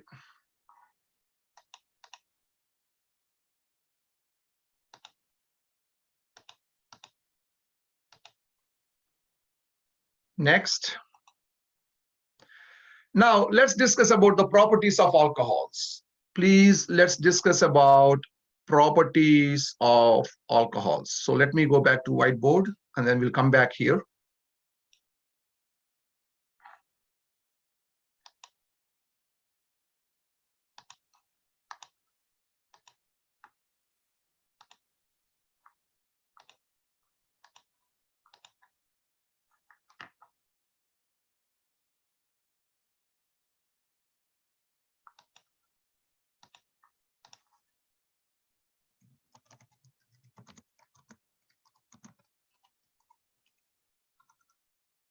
So properties of alcohols. Let's discuss about the properties of alcohols.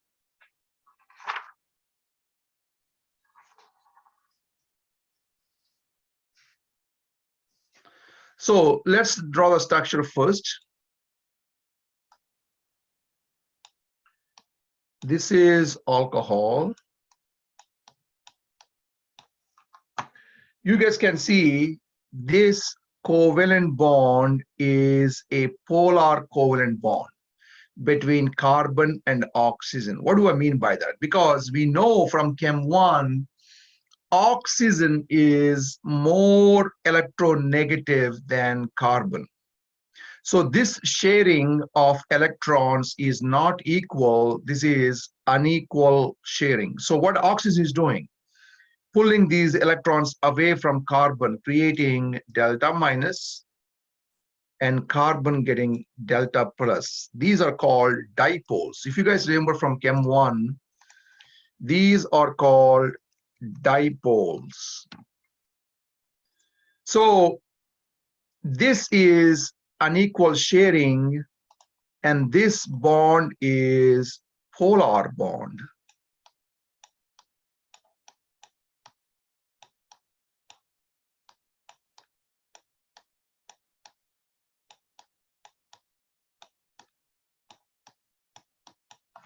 So can I say alcohols are polar molecules, but as the carbon chain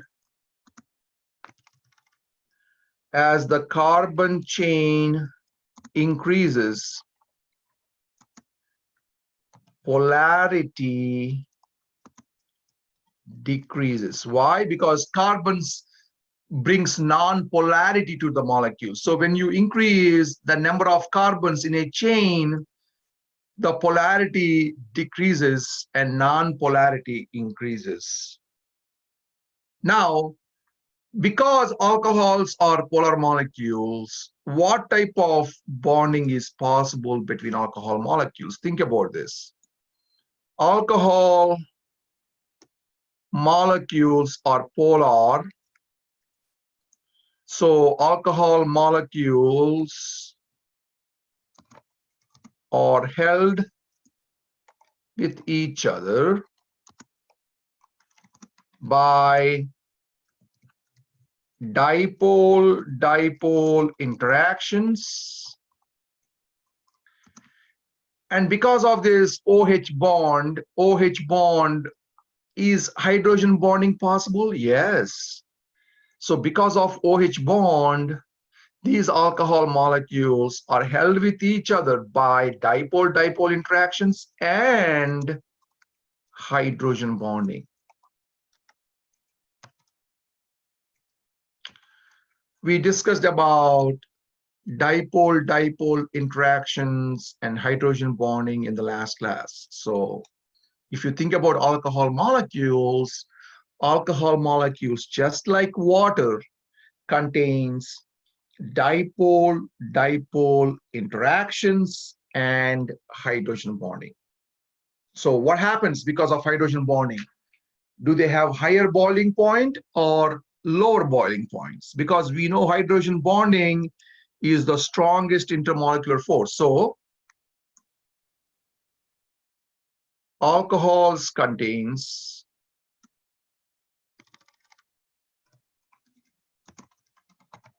higher melting and boiling points. They have higher boiling points because of hydrogen bonding. So alcohols contains higher melting and boiling points. And these properties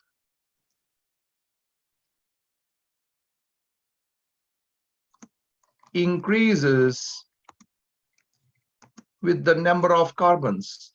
So as the number of carbons increases, the melting point and boiling point also increases. We will see that. Solubility in water, what do you guys think? Can they dissolve in water? We know we mix alcohol with water, yes? Yes, so carbon 1 to carbon 4 maximum are soluble.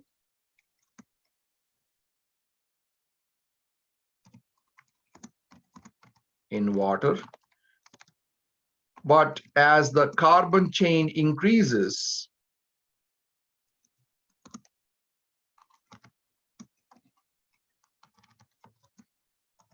solubility in water decreases.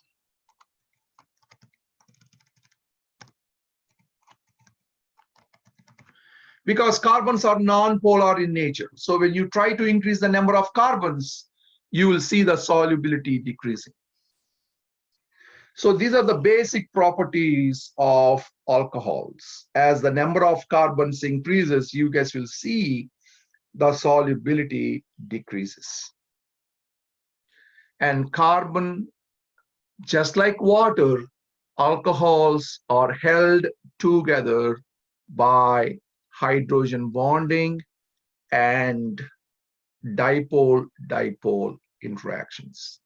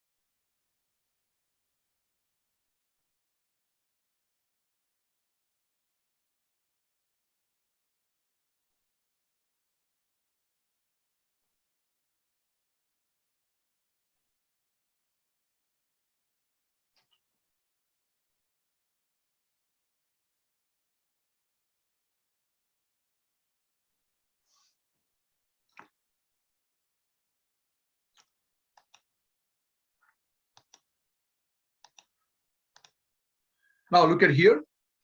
I'm showing you guys hydrogen bonding in water. Please look at here how they form hydrogen bonding with each other. Because they are polar with each other, because you guys can see the dipoles on them, dipole attractions. Everyone see that? Dipole attractions. Now, because of OH bonding, you guys can see these molecules are also held together by hydrogen bonding. So delta plus attracts delta minus, but delta minus attracts delta plus. Those are dipole-dipole interactions.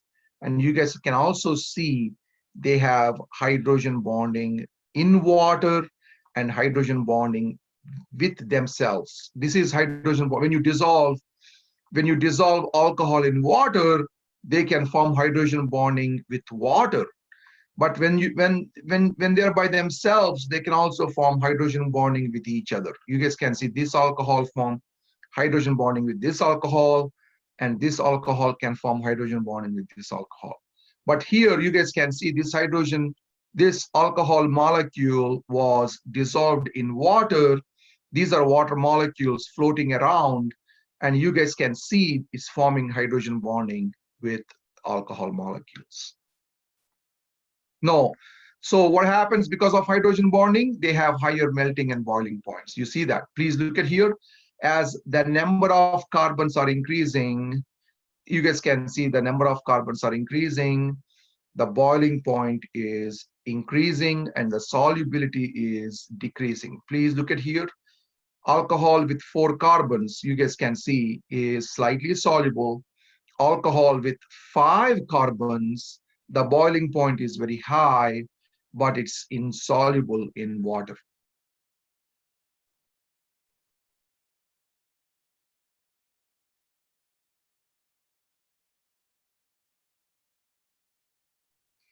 So as the number of carbons increases, boiling point increases, but solubility decreases. But the solubility decreases.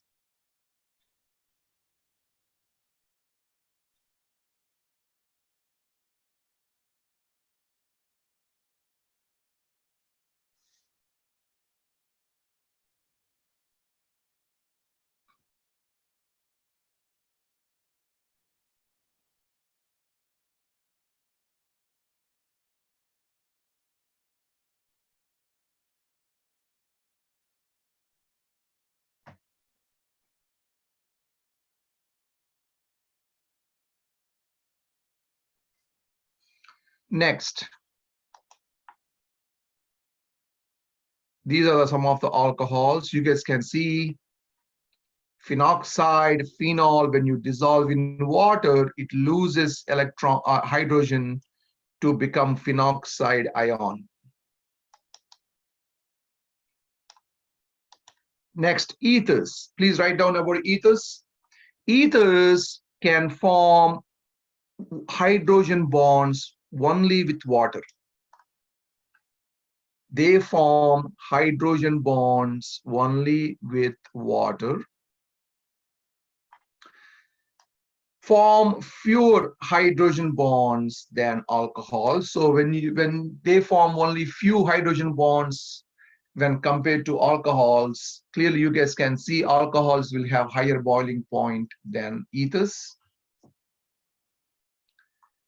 They are only soluble in water when they have less than 4 carbons, and ethers are not soluble in water if they have 5 or more carbon atoms. Clearly you guys can see as the number of carbons increases, solubility decreases. As the number of carbons increases, solubility decreases.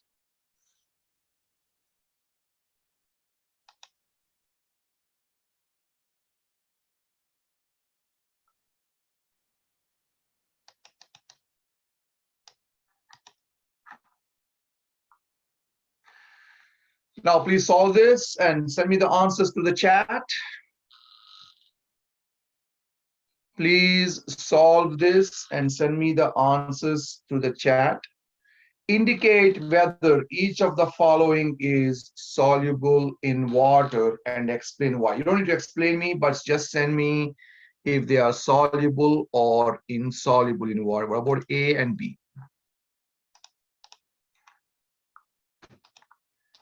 Please send me the answers through the chat.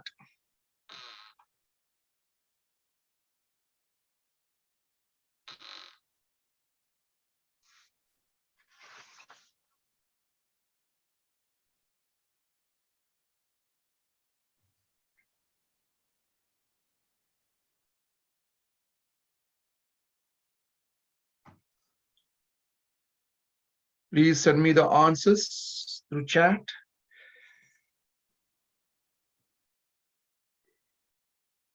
A is, yes, A is not soluble. Why it's not soluble? Because we have a lot of carbons. A is not soluble in water because we know only carbon number 1 to carbon number 4 are soluble. Number 5 is insoluble. So this one has more than 5. So A is insoluble. What about B? B has only 2, so it is soluble. Okay. Now let's solve some problems from your textbook. Page number 480. Page number 480. 480. Try to solve 13.9, 13.11, 13.13, 13.C.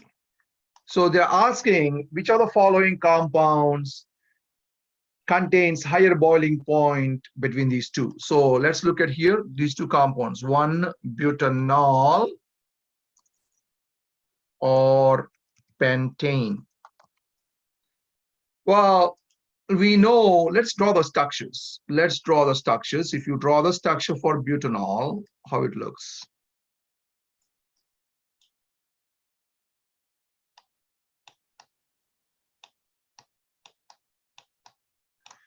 Pentane looks like this. So immediately what you guys are thinking, oh, pentane have 5 carbons, so this has a higher boiling point. That's not true.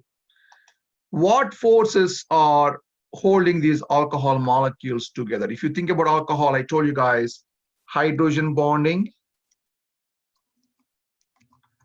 and dipole-dipole interactions.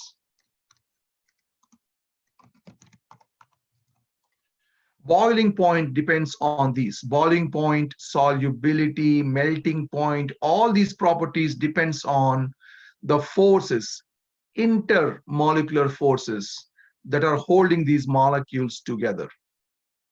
Think about water molecules. Water molecules are very small. They contain only 2 hydrogens and 1 oxygen, but the boiling point is very high. Why? Because water molecules are polar, and water molecules are held together by hydrogen bonding and dipole-dipole interactions. So this alcohol contains hydrogen bonding and dipole-dipole interaction. But if you guys are looking at this pentane, pentane contains 5 carbons, just carbons and hydrogens. So pentane molecules are held together by weak forces called dispersion forces. And we talked about dispersion forces in the last class. They are held together by just dispersion forces. So clearly you guys can see, even though this one contains, pentane contains 5 carbons, because of hydrogen bonding, one butanol molecules contains higher boiling point than pentane. So the answer is 1 butanol.